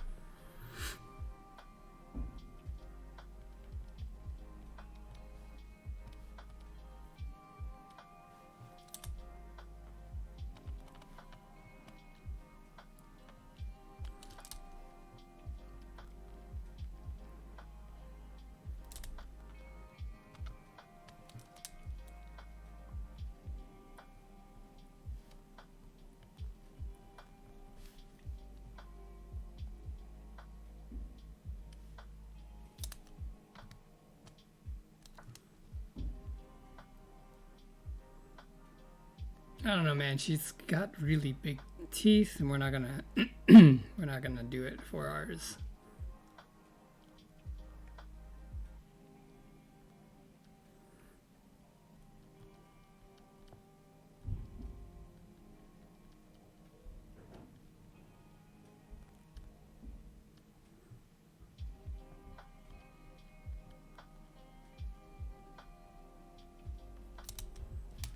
Okay, regret the last smart mark.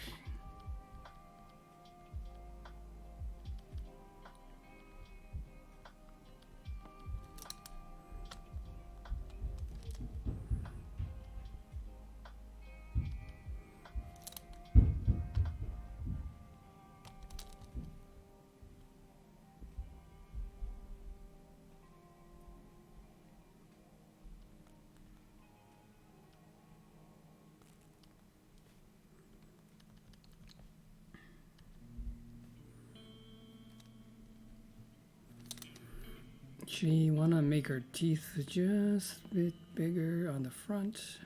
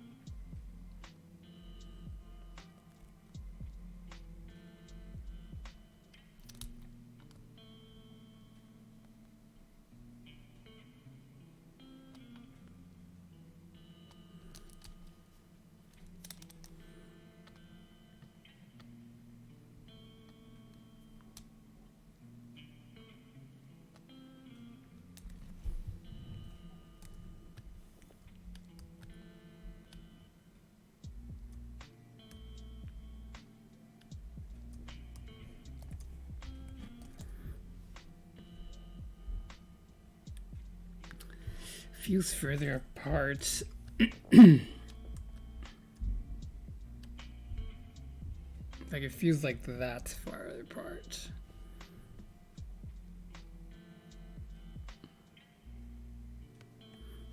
And then the eyes are just a tad small.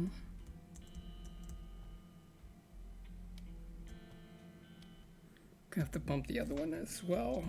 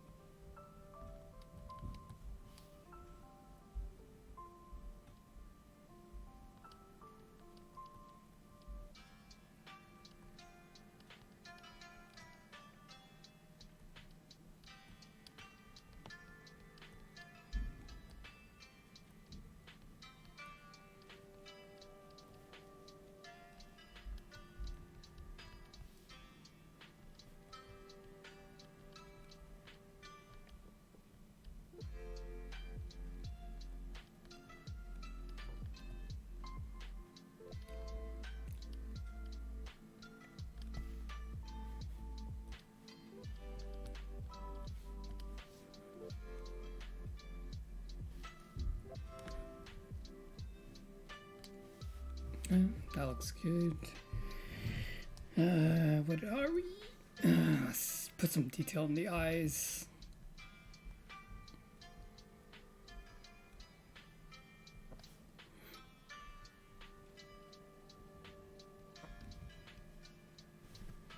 Just like microscopic details.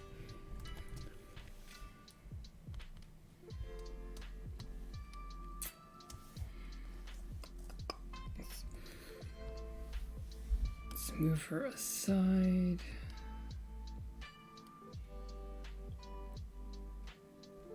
Actually, if I shrink her just a bit,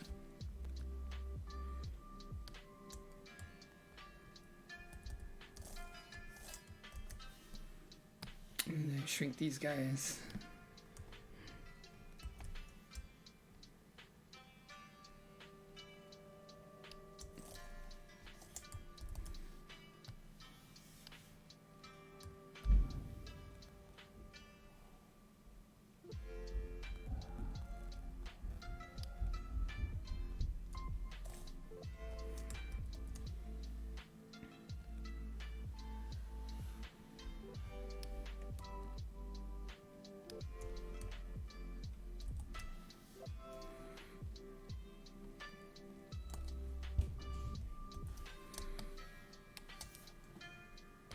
This this photograph is kind of really pixelated. Can't see much. But all I want is really her kind of expression. You can kind of make out what it is.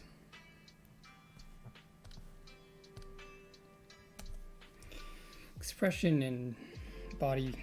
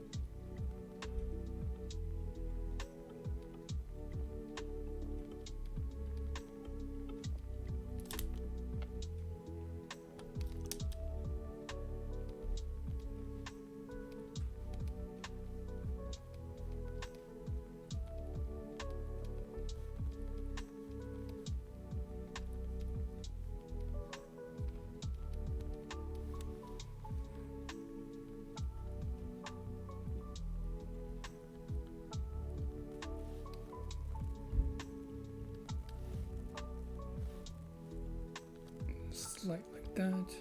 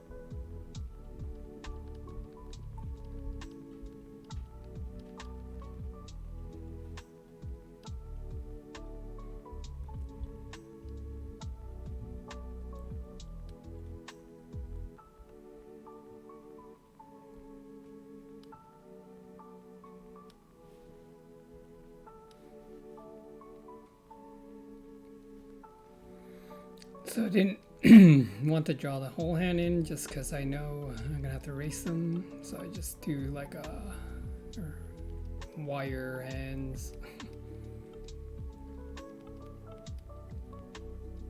His arm's gonna cover it.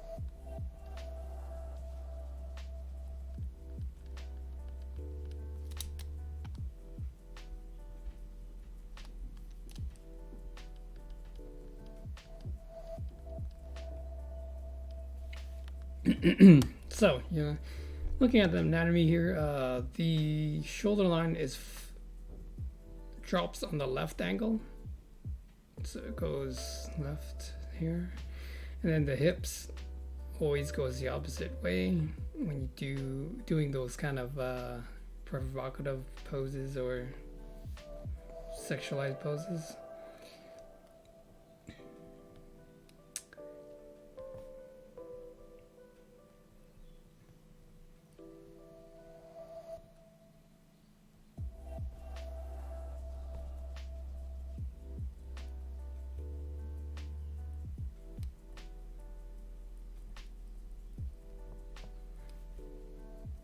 Now for drawings, you can definitely exaggerate. And you should exaggerate, actually. Because photos you can see, and you can't control the... Well, you can, but you cannot at the same time. I guess you can photo edit and exaggerate hip.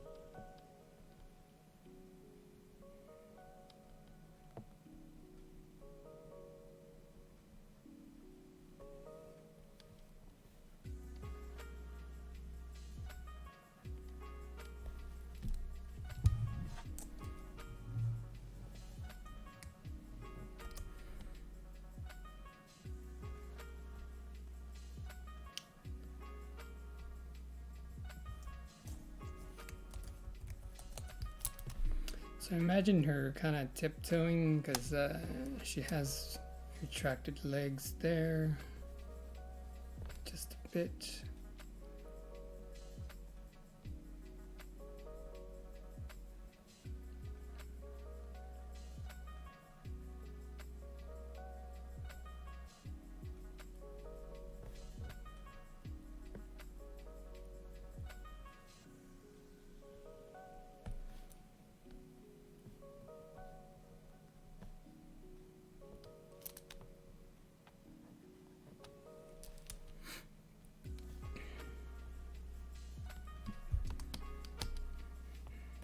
Okay, let's flush out the head.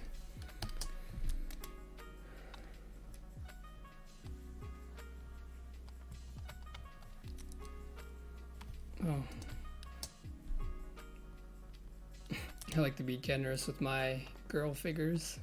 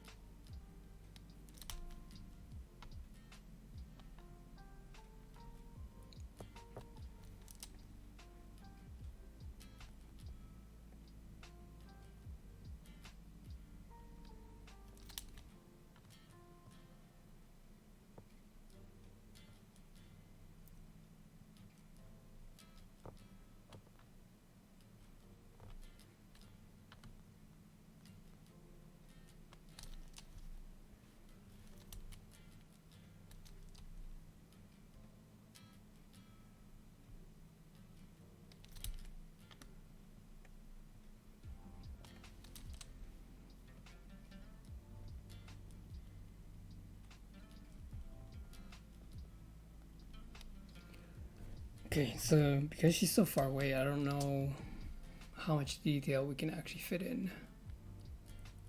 It's like, would it matter if you fit in a lot of detail because it's so small anyways?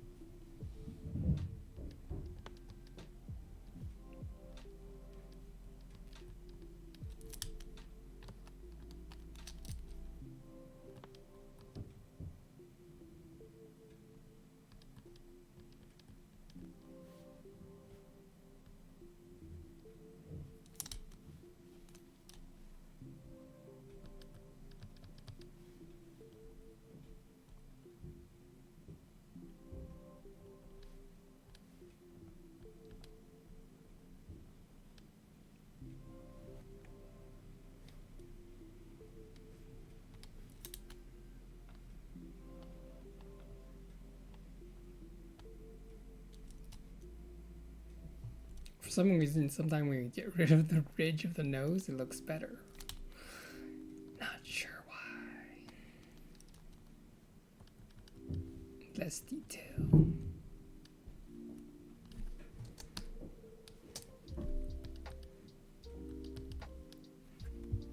All right.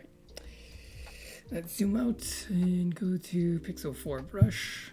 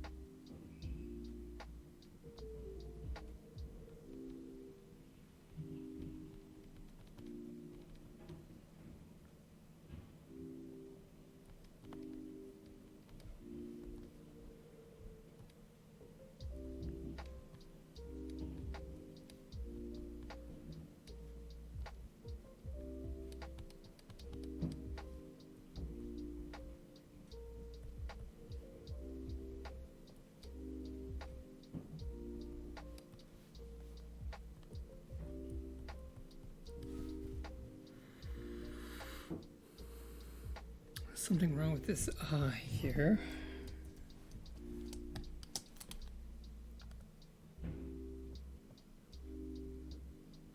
If I can realign this.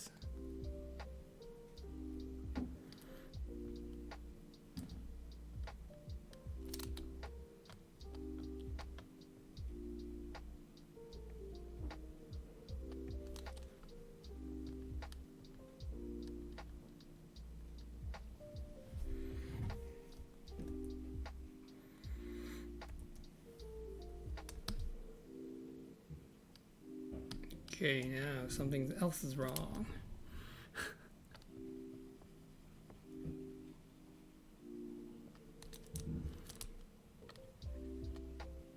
Do I even want to give the back?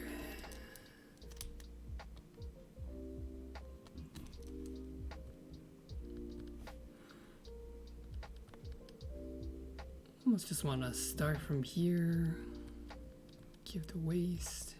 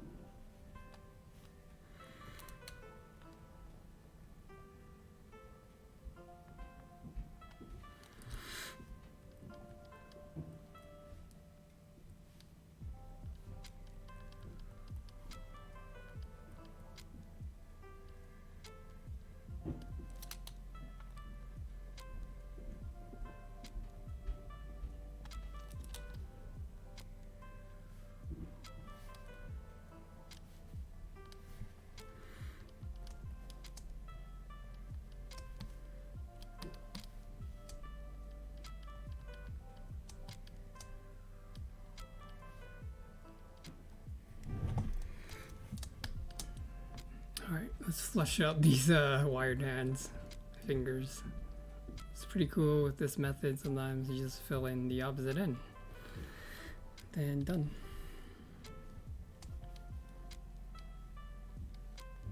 Oh, let's give her the clothes. I suppose she needs that.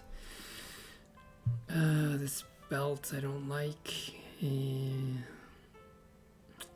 trying to give something to accentuate the waist.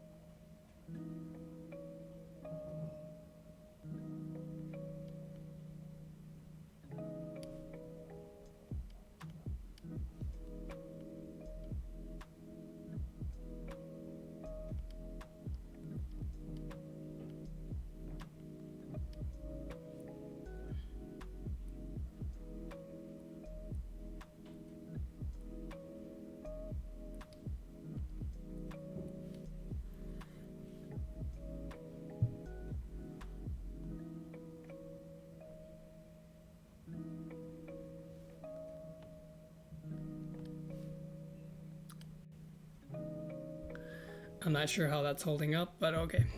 Looks cool. And then the neck is just a tad too long. Let's drop that a little bit.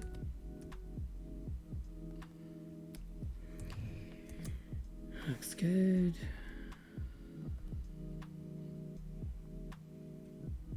Might drop it a little more.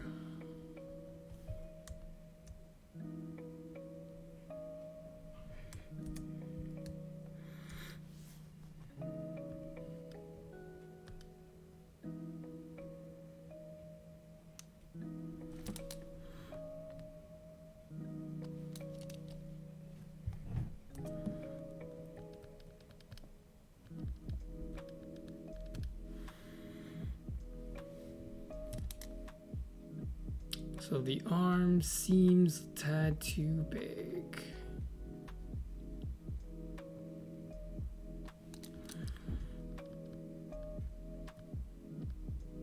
Seems like I'm correcting more than I'm drawing now.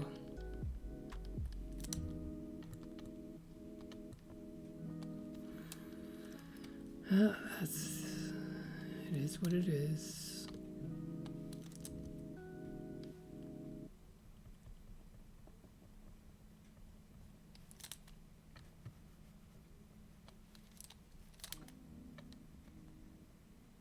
There, it looks less big. Let's go back and see what it looks like before.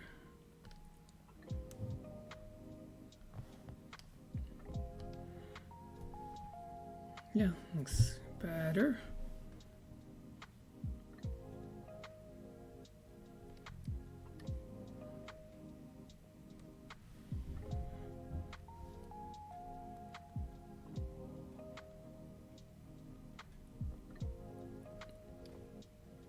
Nope, don't like that.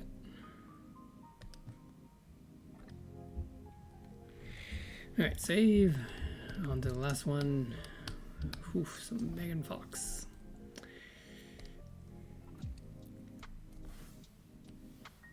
Scrub her down there. Let's actually shuffle the other girl.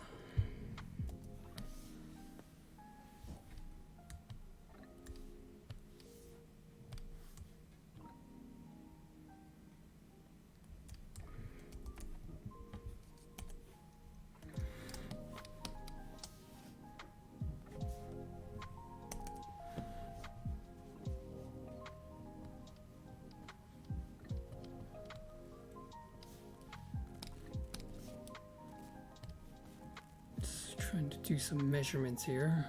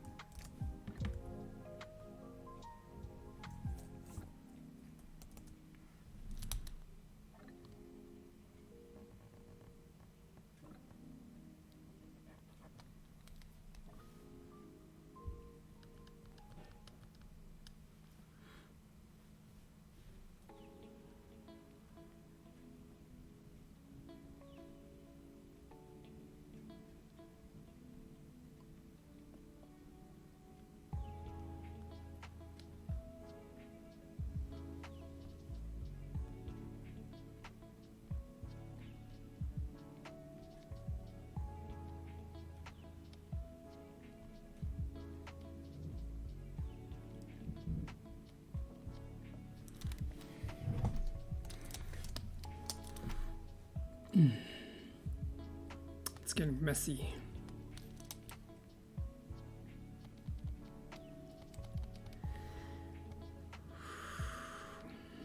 I should have been on to my good sketch by now.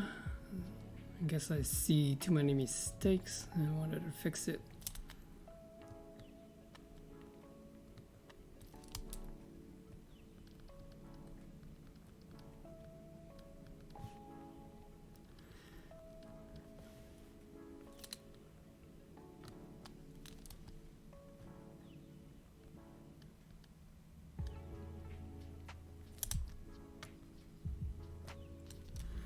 Okay, nose needs to be a little bit lower.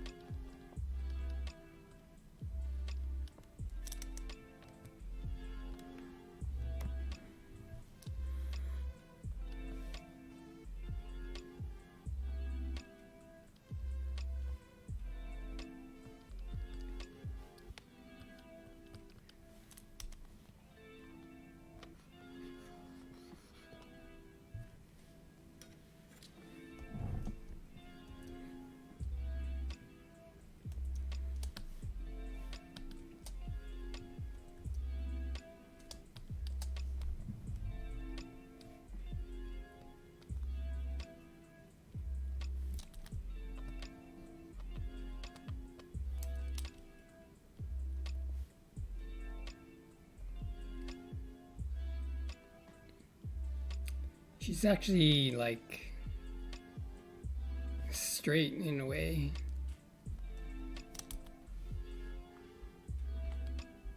And not the other angle. So how do we fix that?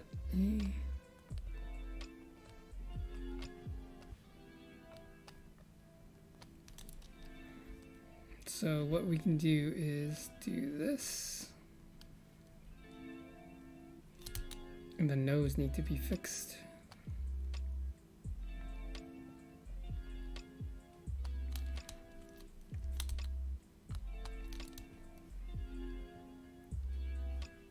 Actually, it's along this way.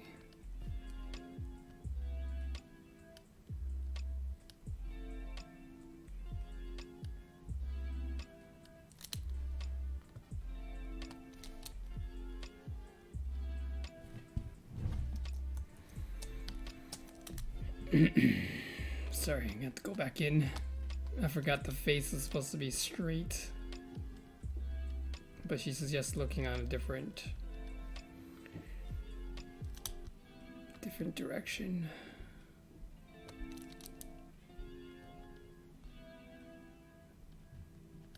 That's what happens when you zoomed in too much.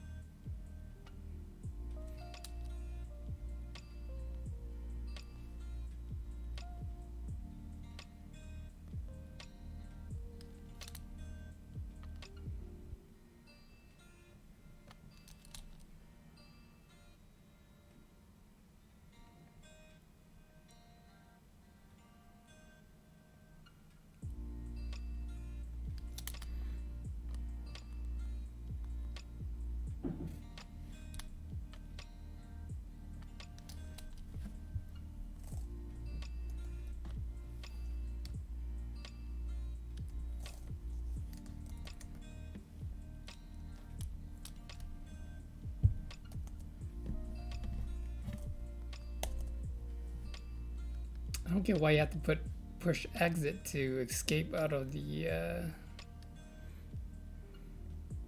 lasso tool.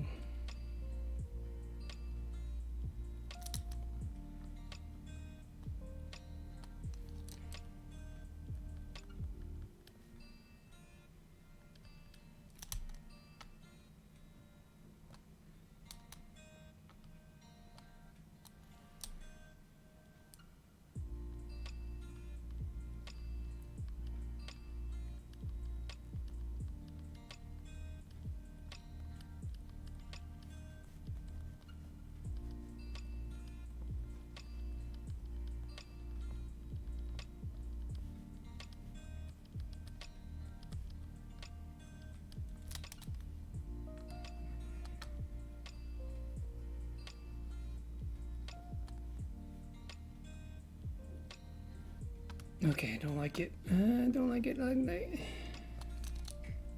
Maybe come in more.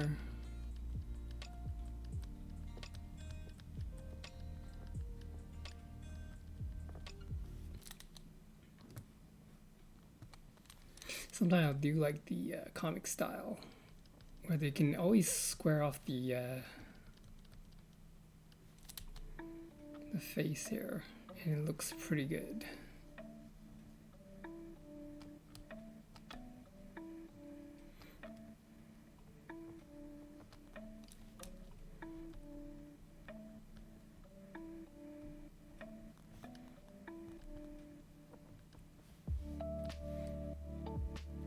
I think if you make the chin a little bit pointy, it can work a little bit better.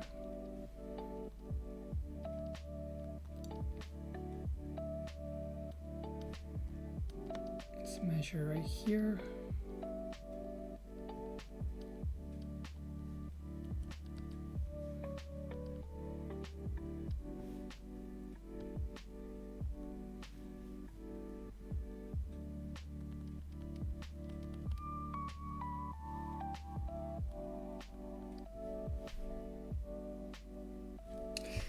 Okay, so there's something still wrong.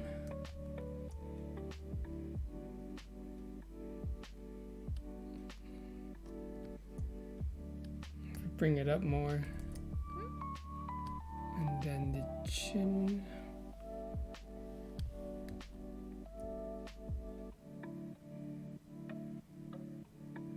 Okay, yeah, it looks better.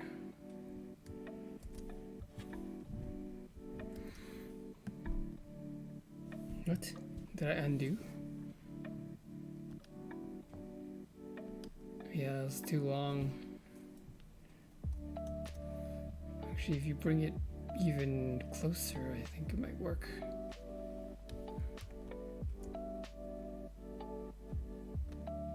I think it gives that sense of more youth. So if you go more oval, it's more older and can kind of look wrong in the way too.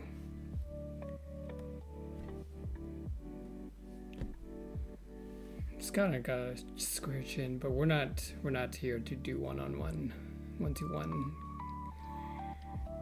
I'm just trying to make my character look as aesthetically pleasing as possible.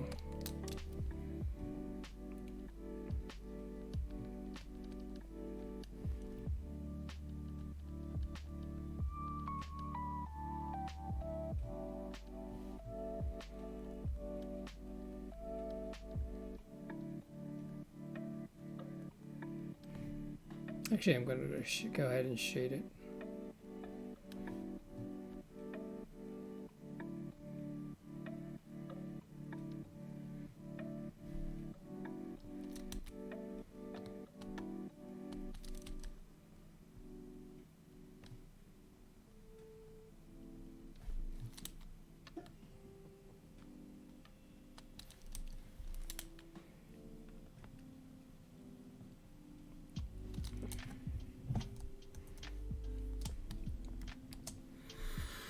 Alright, 5 brush, and we're gonna go. It's always the facial feature that gives a lot of problems, just because you're trying to make it aesthetically pleasing. And then if the eyeballs are off, we don't want to cover too much.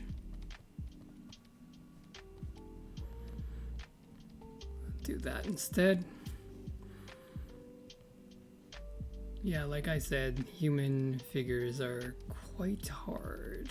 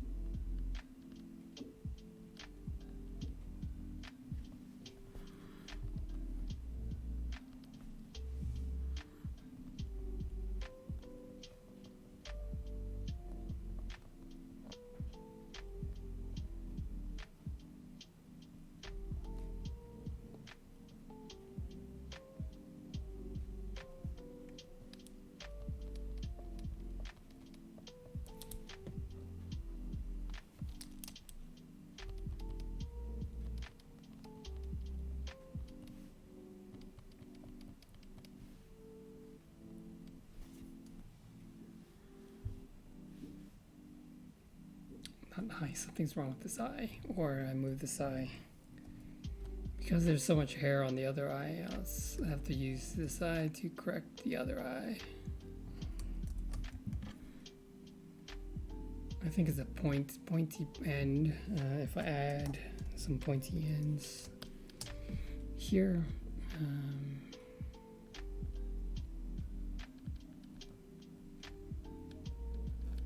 because this one had quite a bit.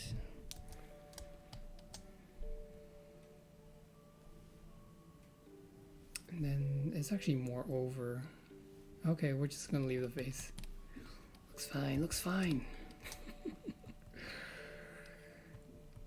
Yeah, more correcting now. Like, I see mistakes all the time now. It's a blessing and a curse.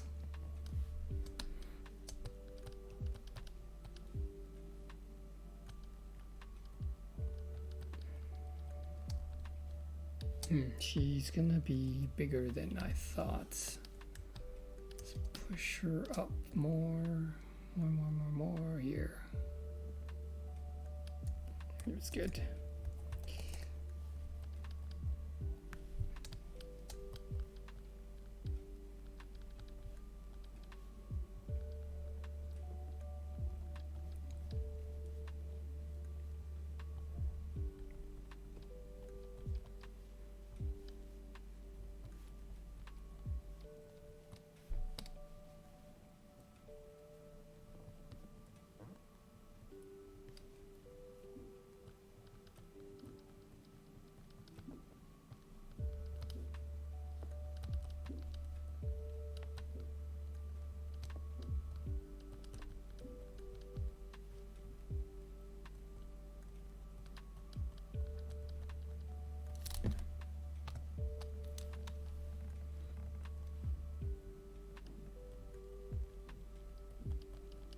Okay, just mapping out the body.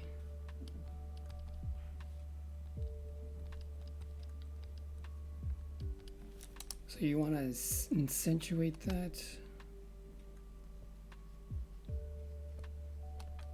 Make it more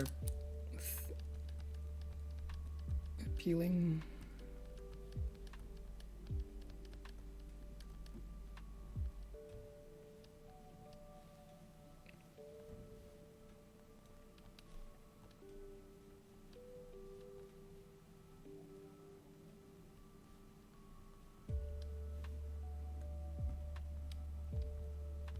So the clothes might take too long. I'm not gonna add too much like what she has on there.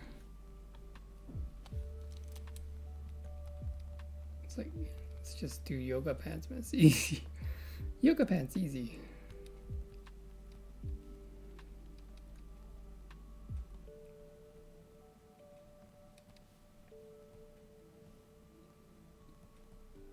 It's kind of sexy when you see the clothing like flopping here.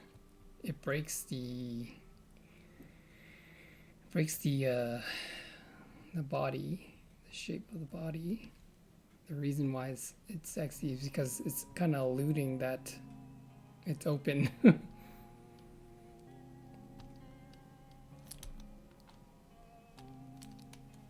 That's why it's sexy.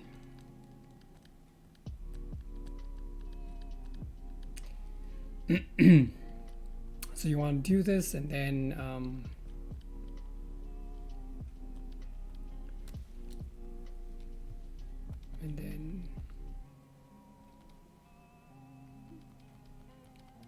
have the chest come out.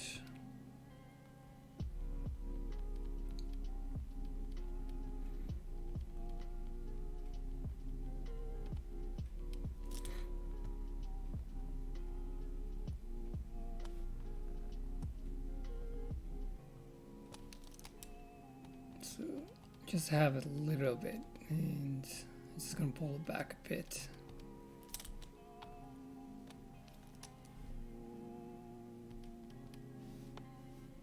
So I guess today is not exclusively on faces, but also about driving home the aesthetics.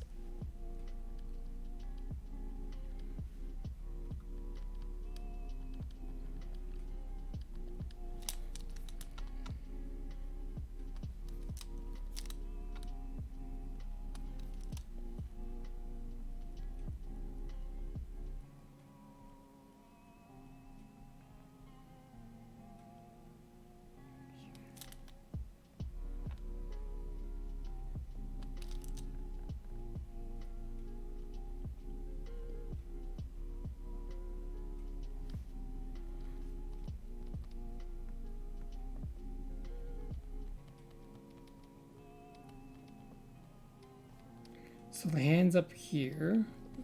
The breast should start. Hands up here. Actually, if you see, her shoulders right around here. Press starts right here.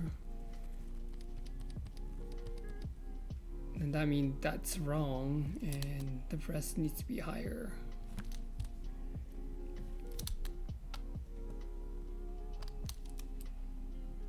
And then this needs to come closer, actually.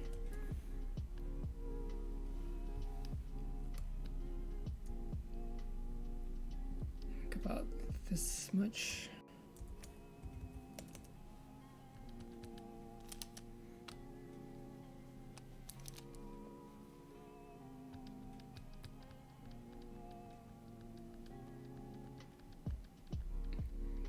Definitely want to make more of a dip.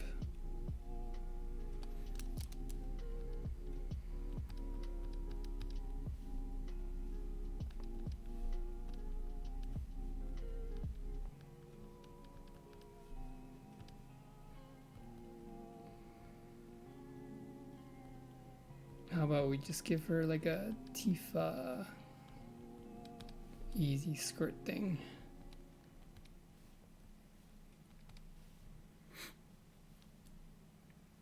Okay, so let's map out the breast here. The arms up here. Extends your weights. And then I'm gonna have to draw through her here. So I can map this out. Breast should be right here then.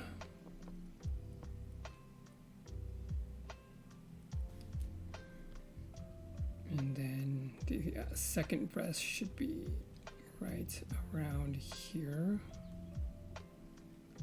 Closes here.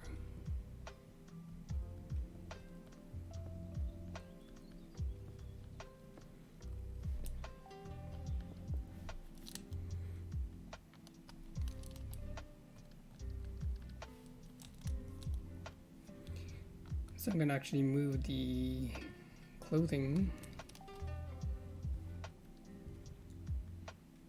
May have to make the butt come in closer too.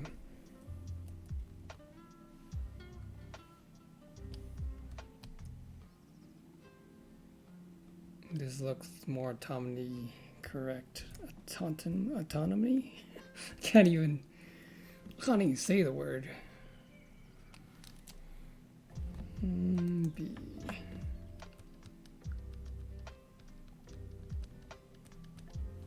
So like that. Okay, so the breast right there. Raise that out.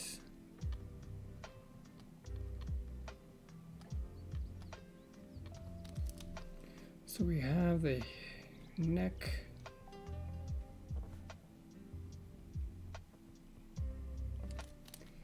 Now it kind of cuts off and then the breast starts. So if you look at the neck, the neck muscles and stuff like that, one of the things here that's connected to the, what is it, collar? The collar, I forget what this part's called. So it kind of lines in the middle of the torso. And so that's why if the breast line is in the middle, then it kind of meets up on a certain angle, on the side angle.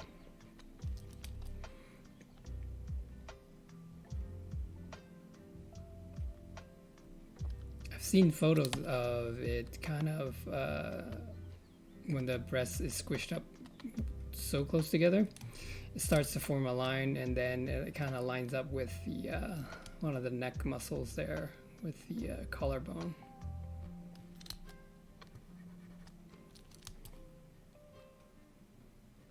Sort of like that.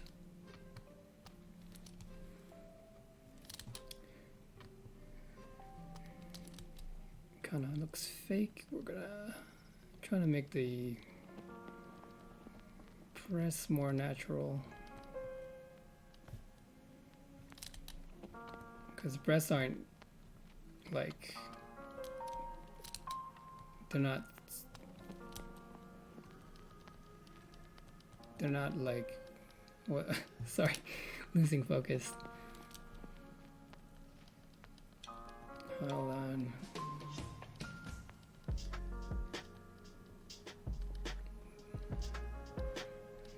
The breast is not complete brown. It's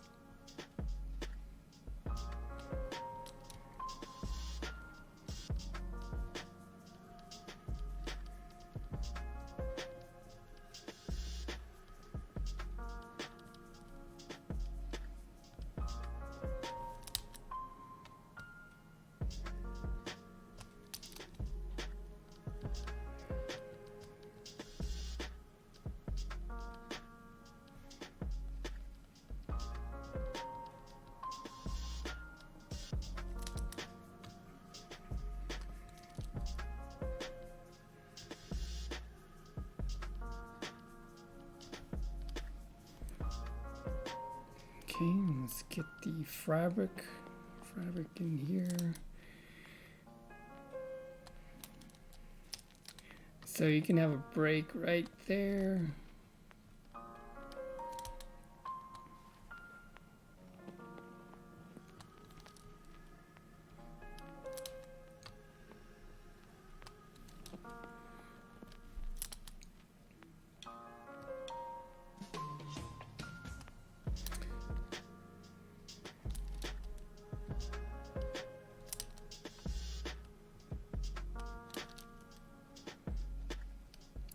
So sometimes,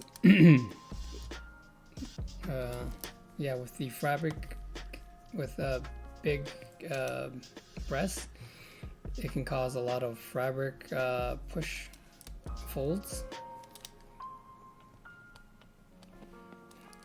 So you don't have to actually draw the line for the breast. That was only to indicate, to help guide where it ends and begins, and then you can add the fabric to indicate the breast, where it is.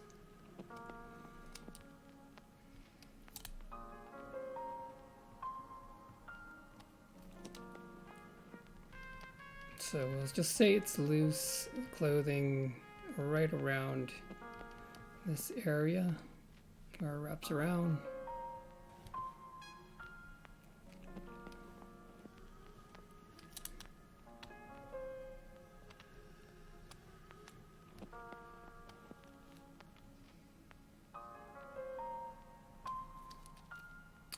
I think when you're doing like the waist and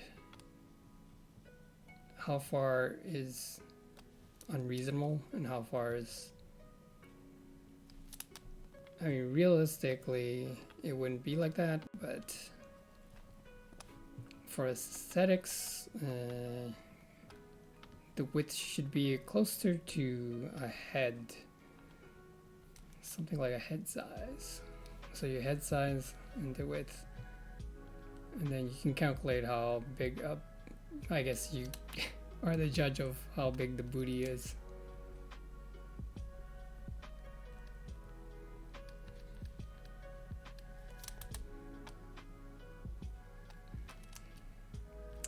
I mean, typically a realistic waist is about head and a half. I think head and a half is very believable.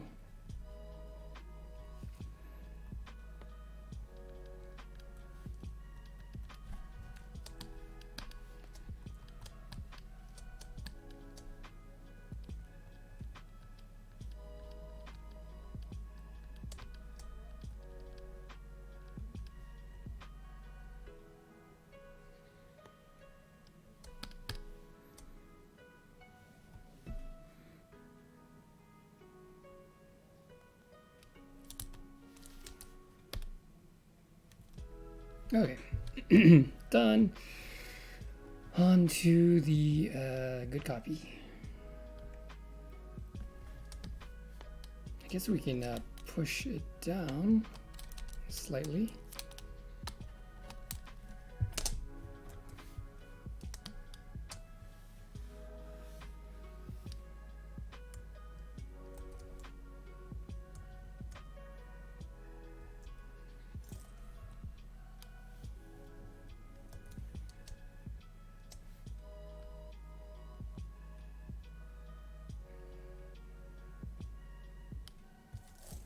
Guess if I want to finish it, I can later on down the road.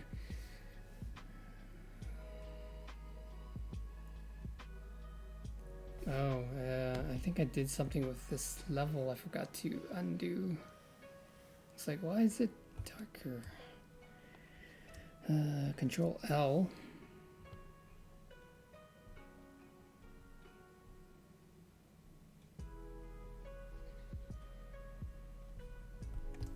There we go. Back to normal. Okay, save. Make sure all these are saved. All right. Main course. It's about 30%. I actually don't like 30% anymore.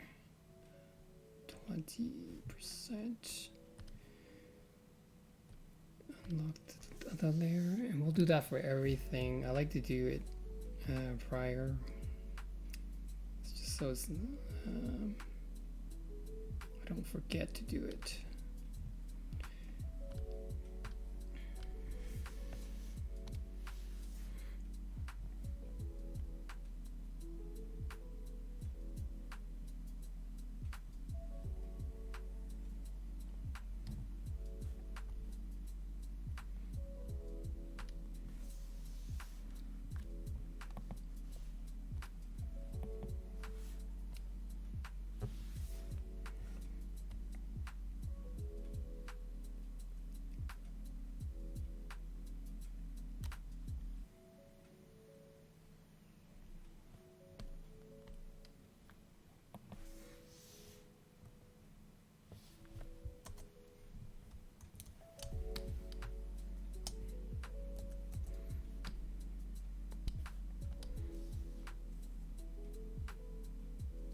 So I'll grab the 5 pixel brush, and I like to work at 200%. So accuracy, it's because of the tablet sometimes. If you go too far away, it starts to jitter. Jitter is wobbliness. Yeah, when it's too far away, sometimes I don't know why this tablet does that, but yeah, here we go.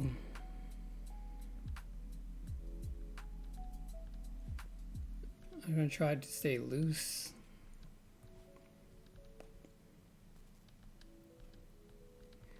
Now that everything's plotted out, I think the hard part was the loose sketch. Now comes the kind of fun part. We just relax. It's pretty much tracing now. So everything's kind of figured out. And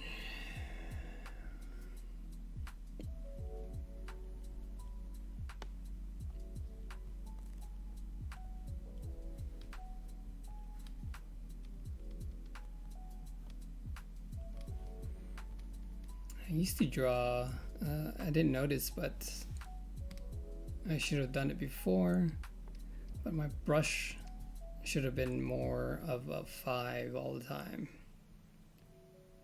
And if I want thicker lines, I go higher. Because I find that the 5 pixel brush actually has a more, it animates more of your stroke, which is way better. Because you want the sharp, thick lines when you stroke it, and when you end off you want that sharp ending. So here I'll probably use a 7 for the thicker lines.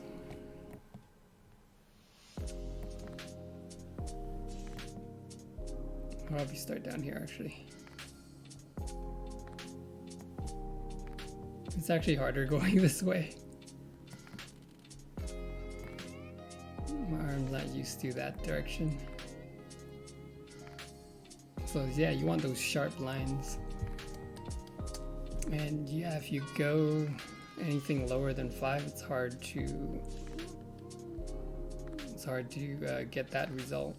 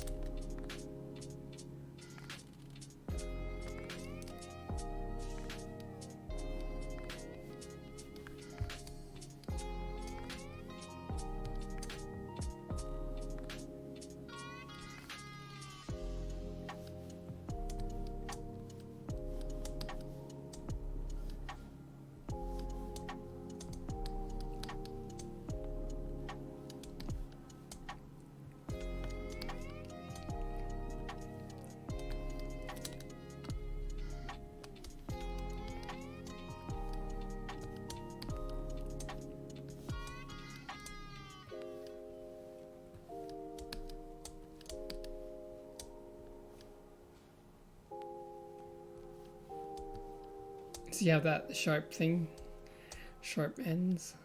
That's what you want.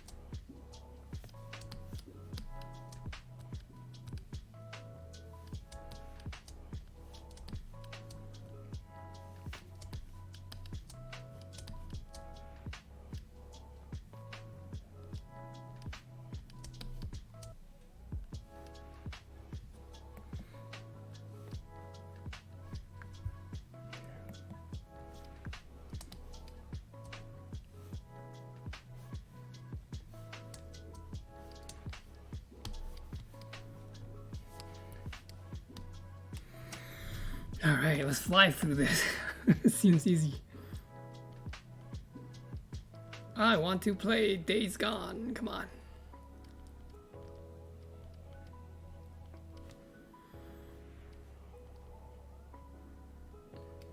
Oh, I want 5, brush 5.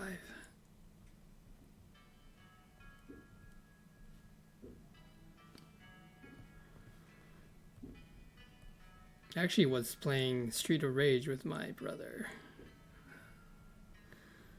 It's quite surprisingly short. I thought it would be like 3 hours sitting down time, but it was actually 2. But the last boss seems quite hard. So we had to do it again. Other than that, we could have beat it that one night in 2 hours.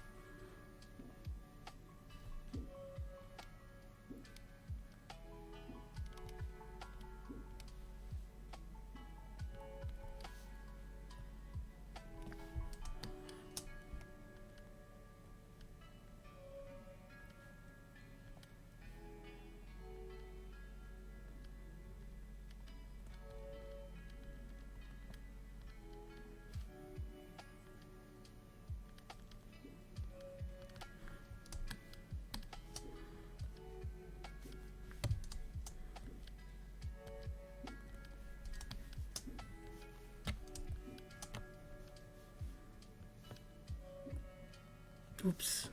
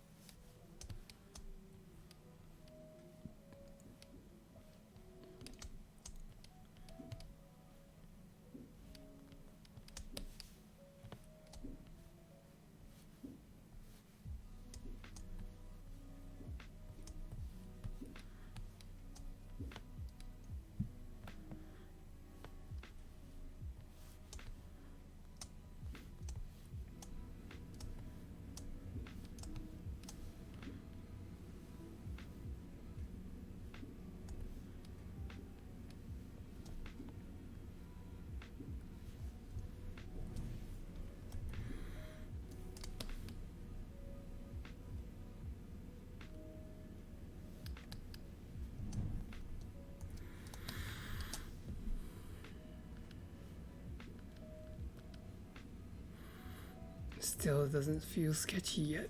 Hold on. Gotta make more mistakes or more repeats.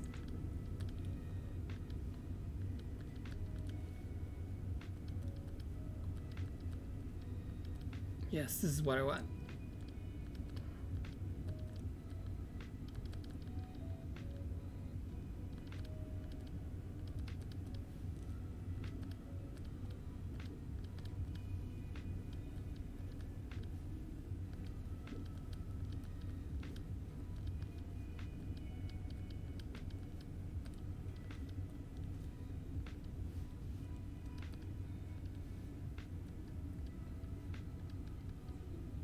I feel like if I go fast, it's the result that I want, the sketchy feeling but tight at the same time.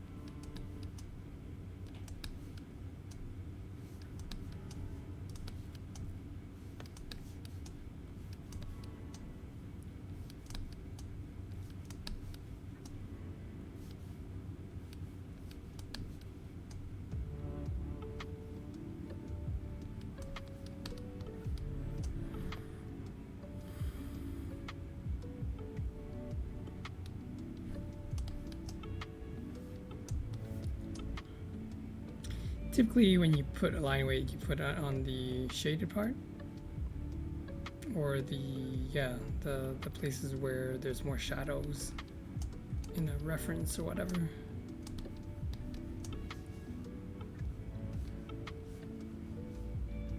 Oops, that one looks bad.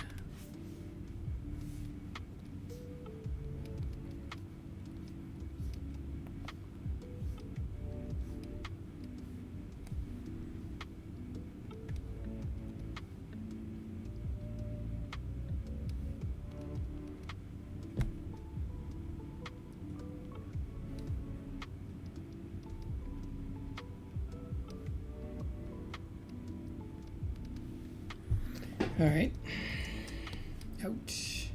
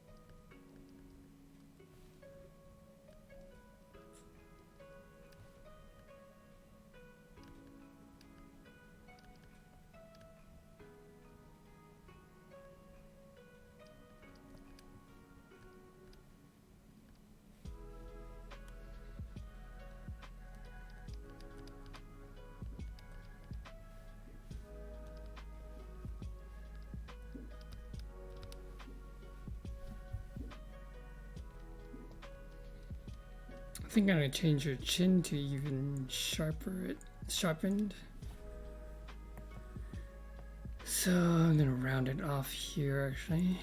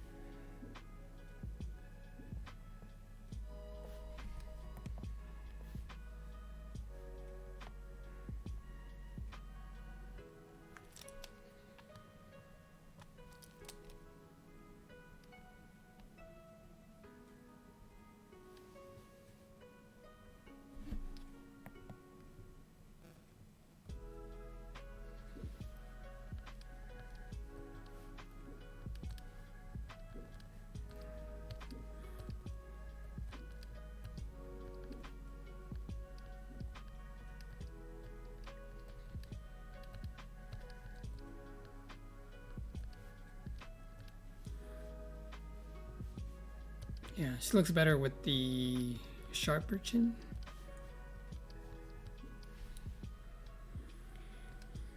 Well, it's not totally sharp, but it's more conier.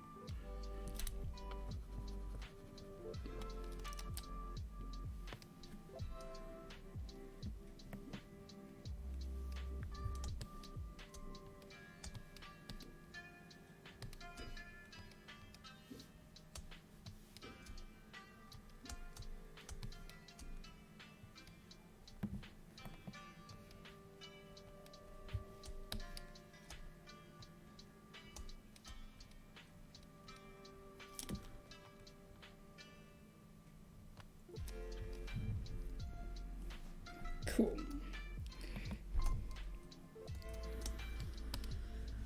Oh, God.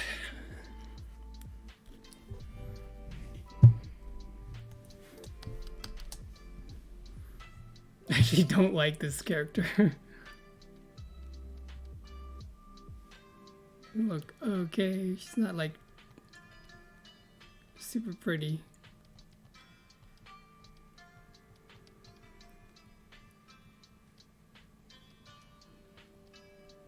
See if I can turn it around with the final sketch.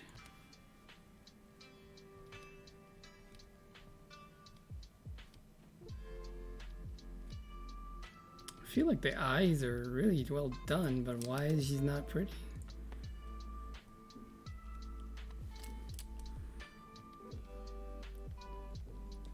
Must be something I'm missing here.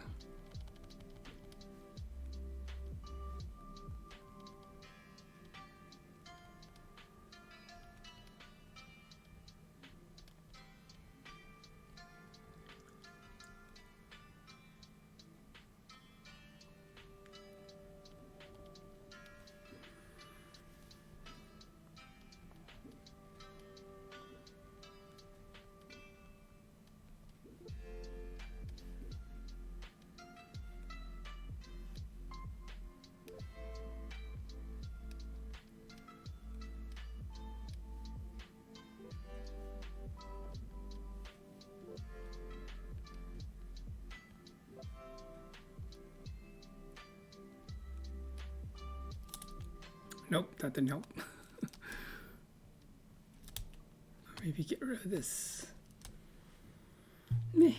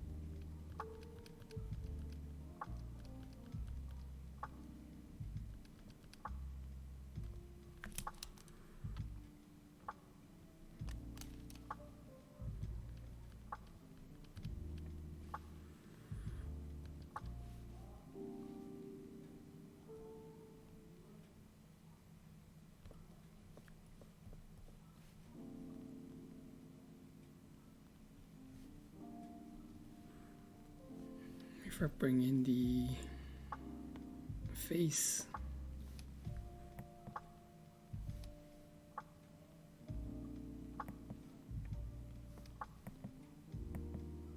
Come on. Jeez.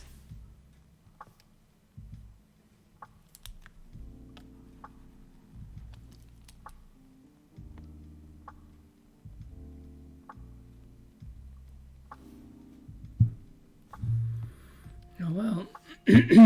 She'll never be pretty. Too mean.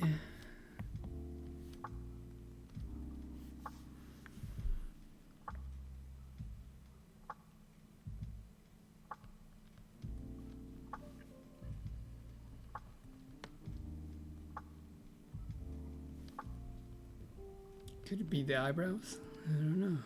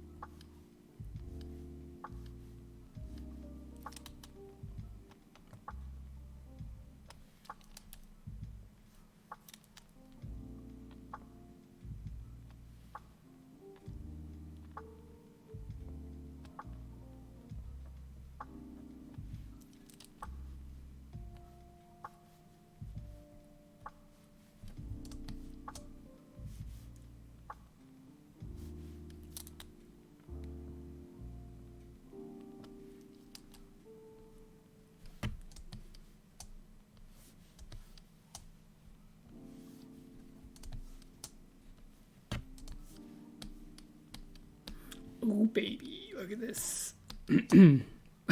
Probably my favorite.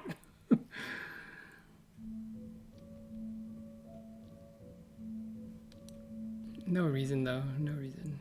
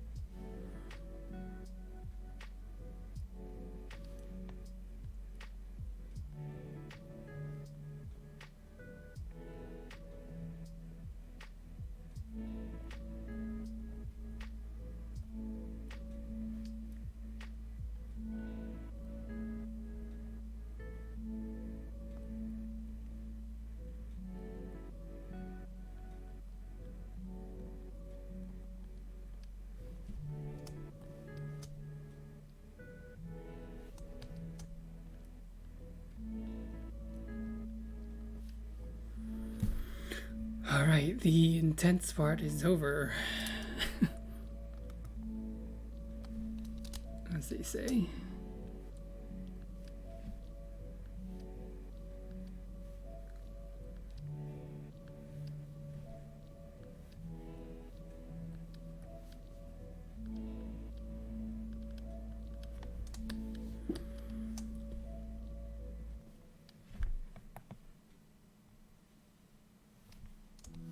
So I have a shortcut on my tablet to save.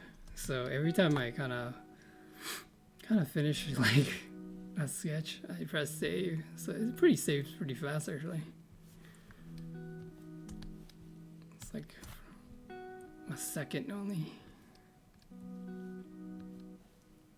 This time there it crashed and yeah, I was crying. It's like literally 2 hours of work, not saved.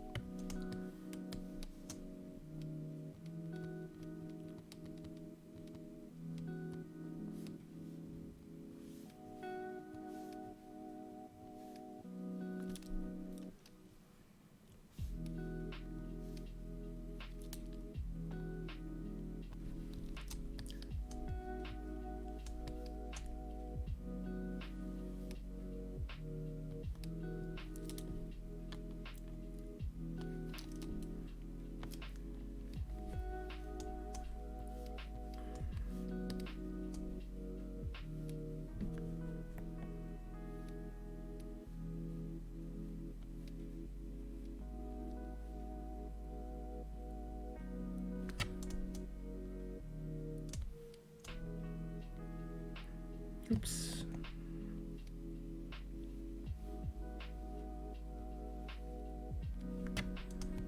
I'm like jumping everywhere.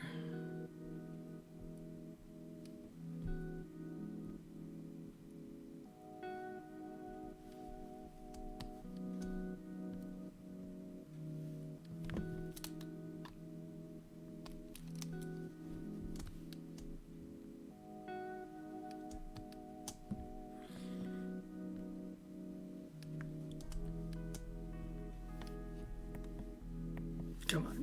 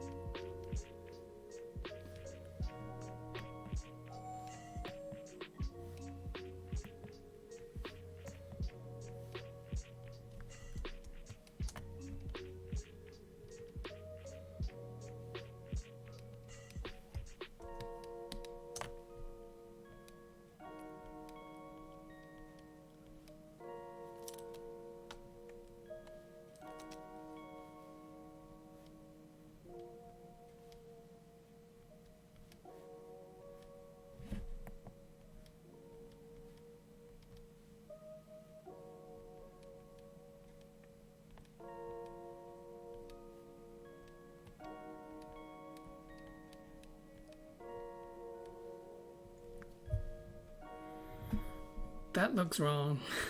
The hand looks wrong.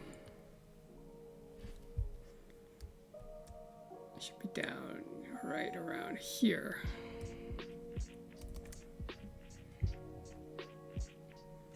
Actually,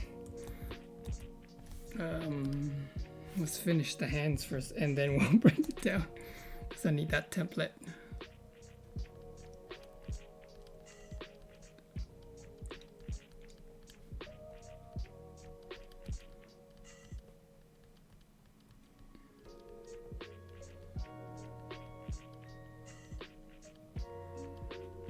So how do I know that's wrong? Because I remember when we talked about the measuring points, the thumb should be always around the midpoint of the first finger. So mid finger is right around there. So that looks more correct.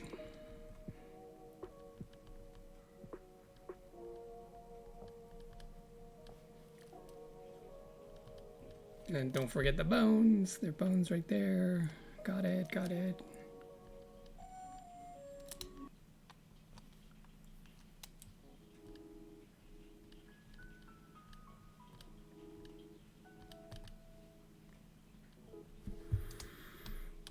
Okay. Good.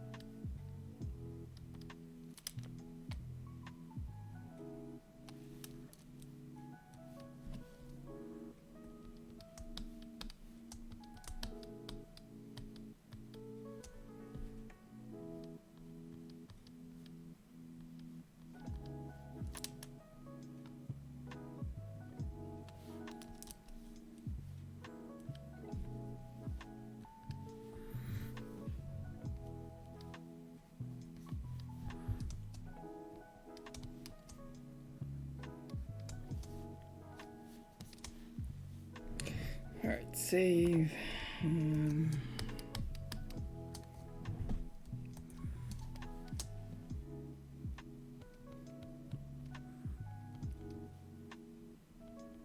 Whew, I'm gonna be lucky if I finish at 10.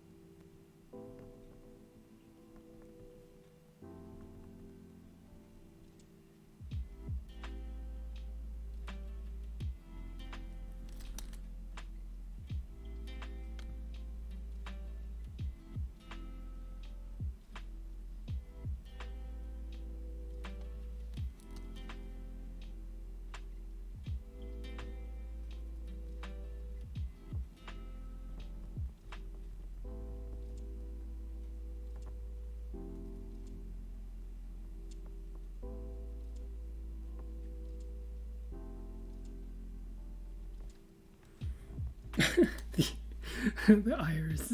The iris is totally big. Come on, man, focus. What are you doing?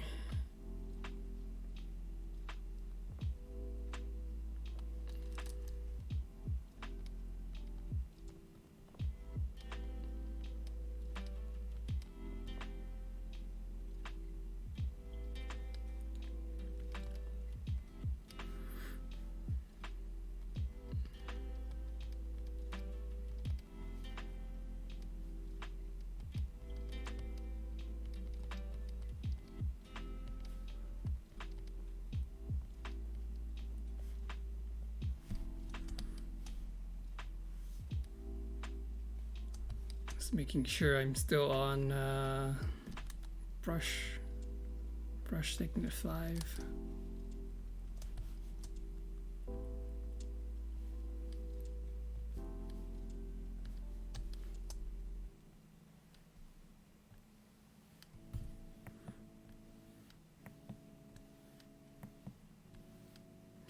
Hard to connect that.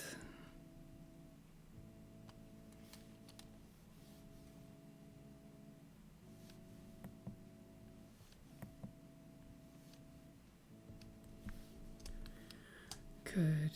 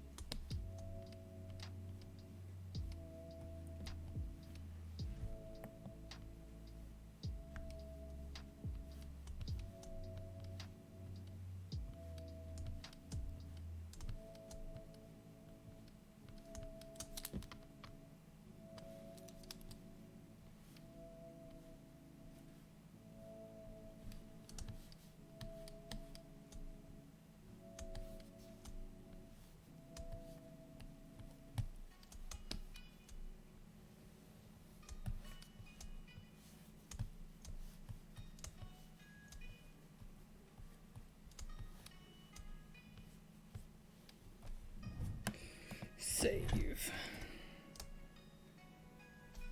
She looks bland.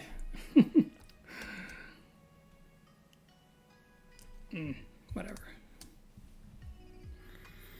I guess you can, like, if you have time, just put like thicker lines to make it more interesting.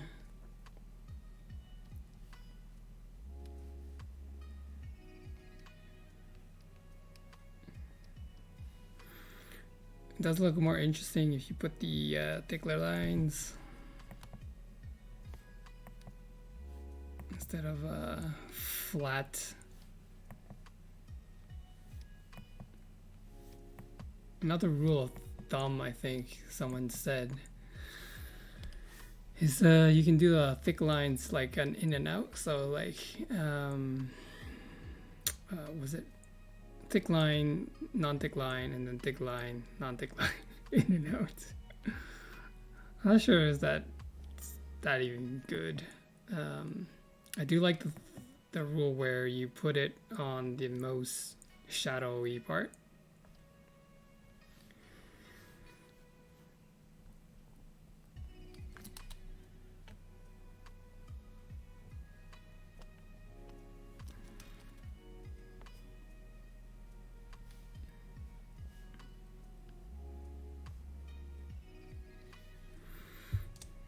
So yeah, it looks more interesting with the thicker lines instead of the everything is the same width.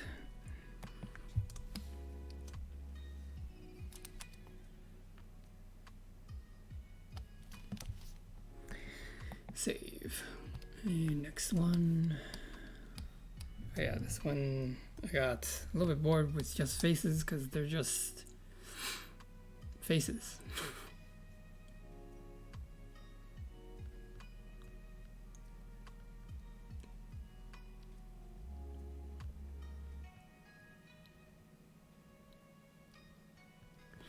Yeah, so here we added body to make it more interesting.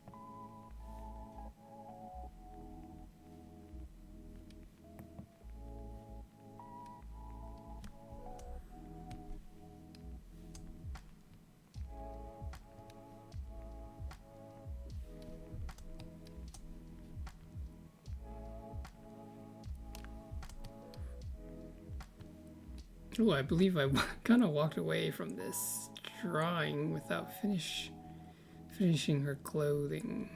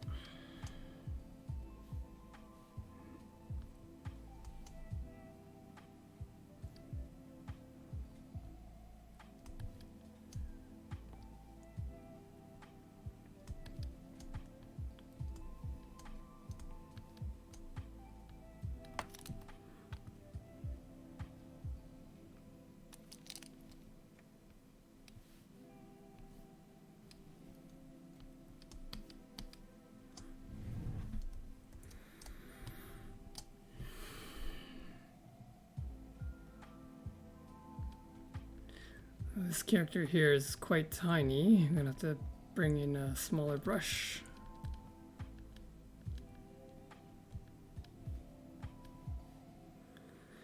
Whew, 9:30.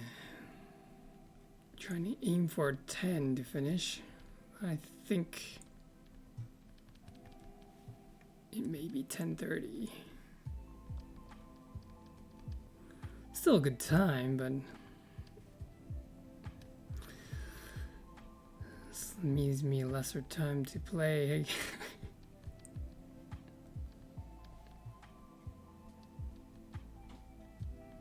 That's all. I'll probably play some Street of Rage, wrap it up.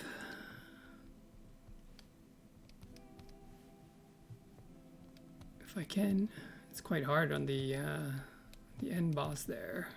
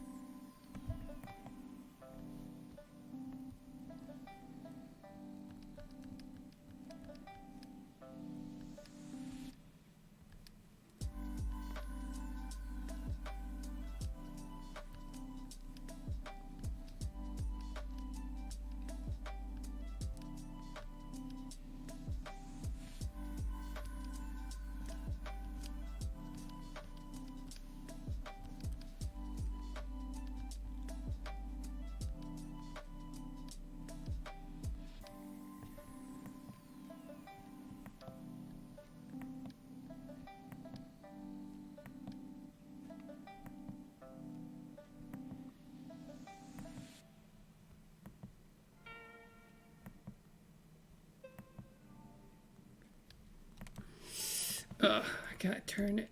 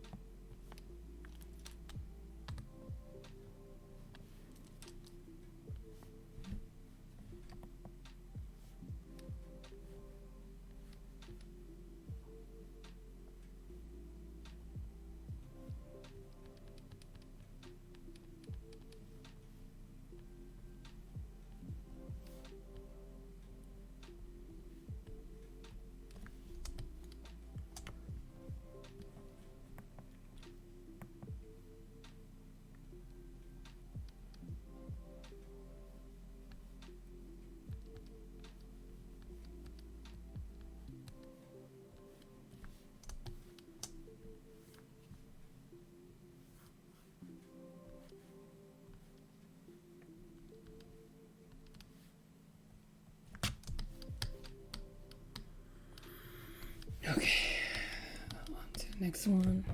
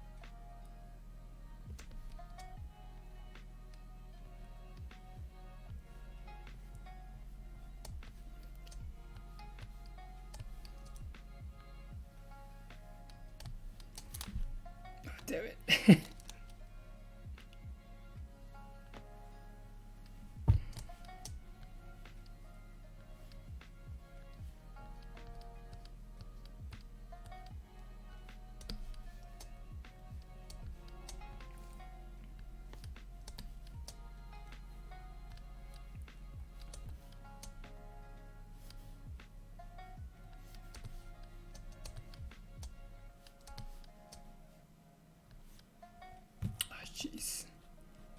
Press save instead. Save.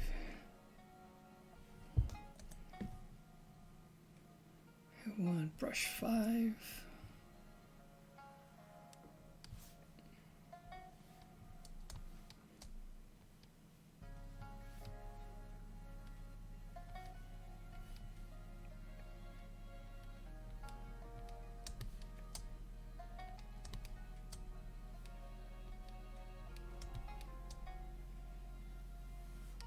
Oh.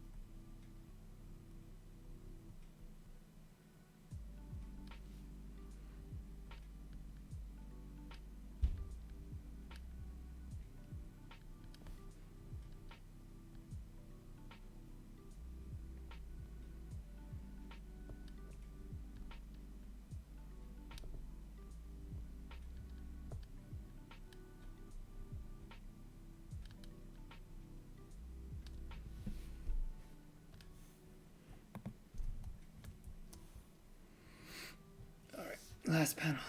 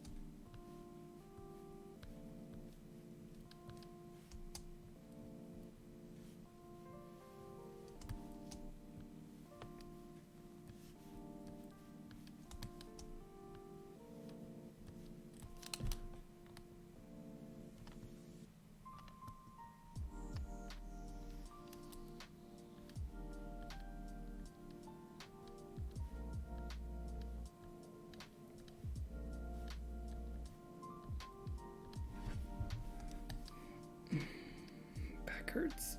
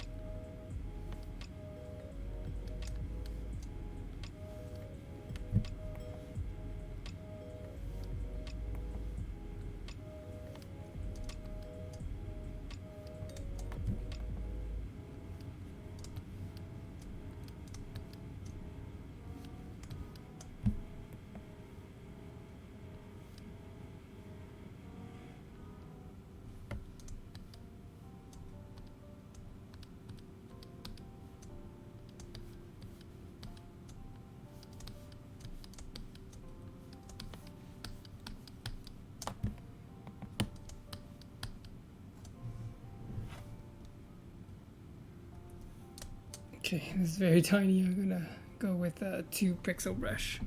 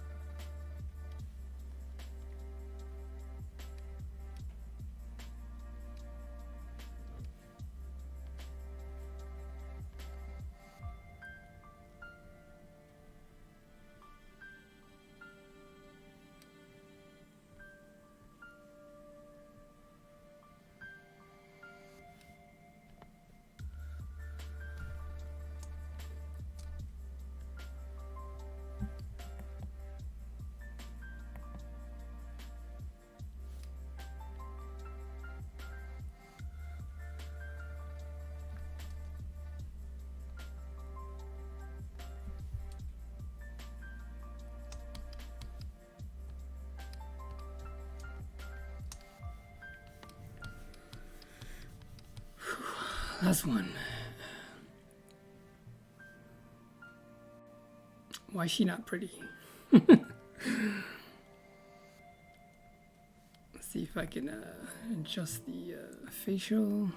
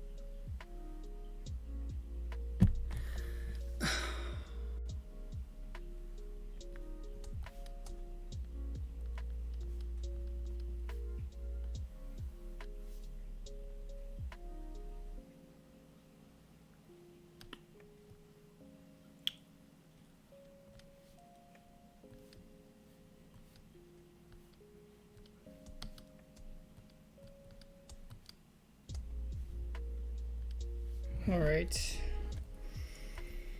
We are on the end of that. What to do? Dark of this one.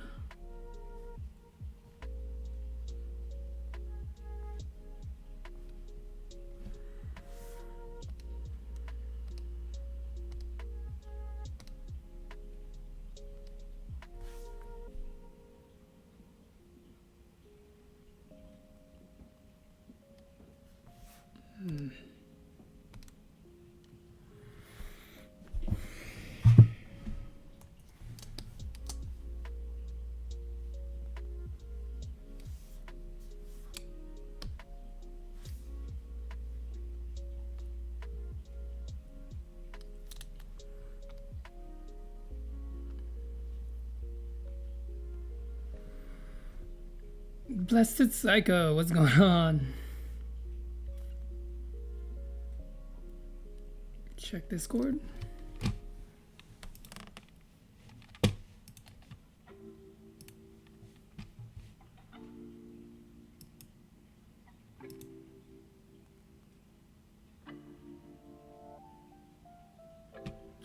Oh, actually, I'm about to finish actually, so that's all right, man.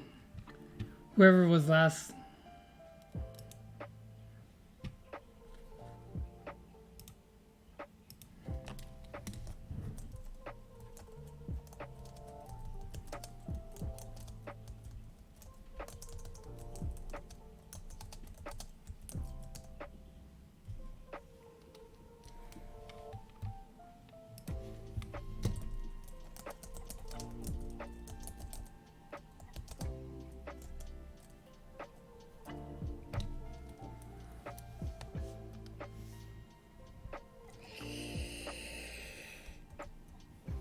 Whew, I'm done.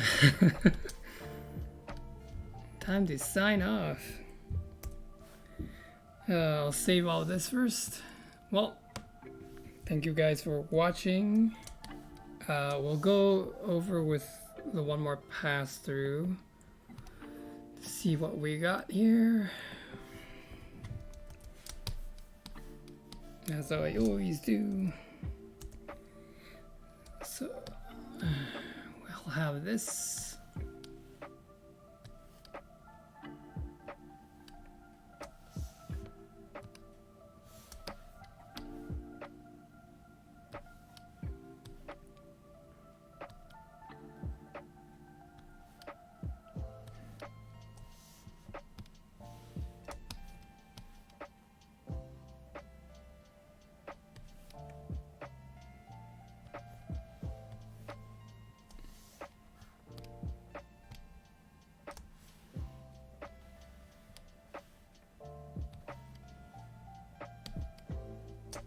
All right, that's it. Well, thanks for watching, and I'll see you tomorrow.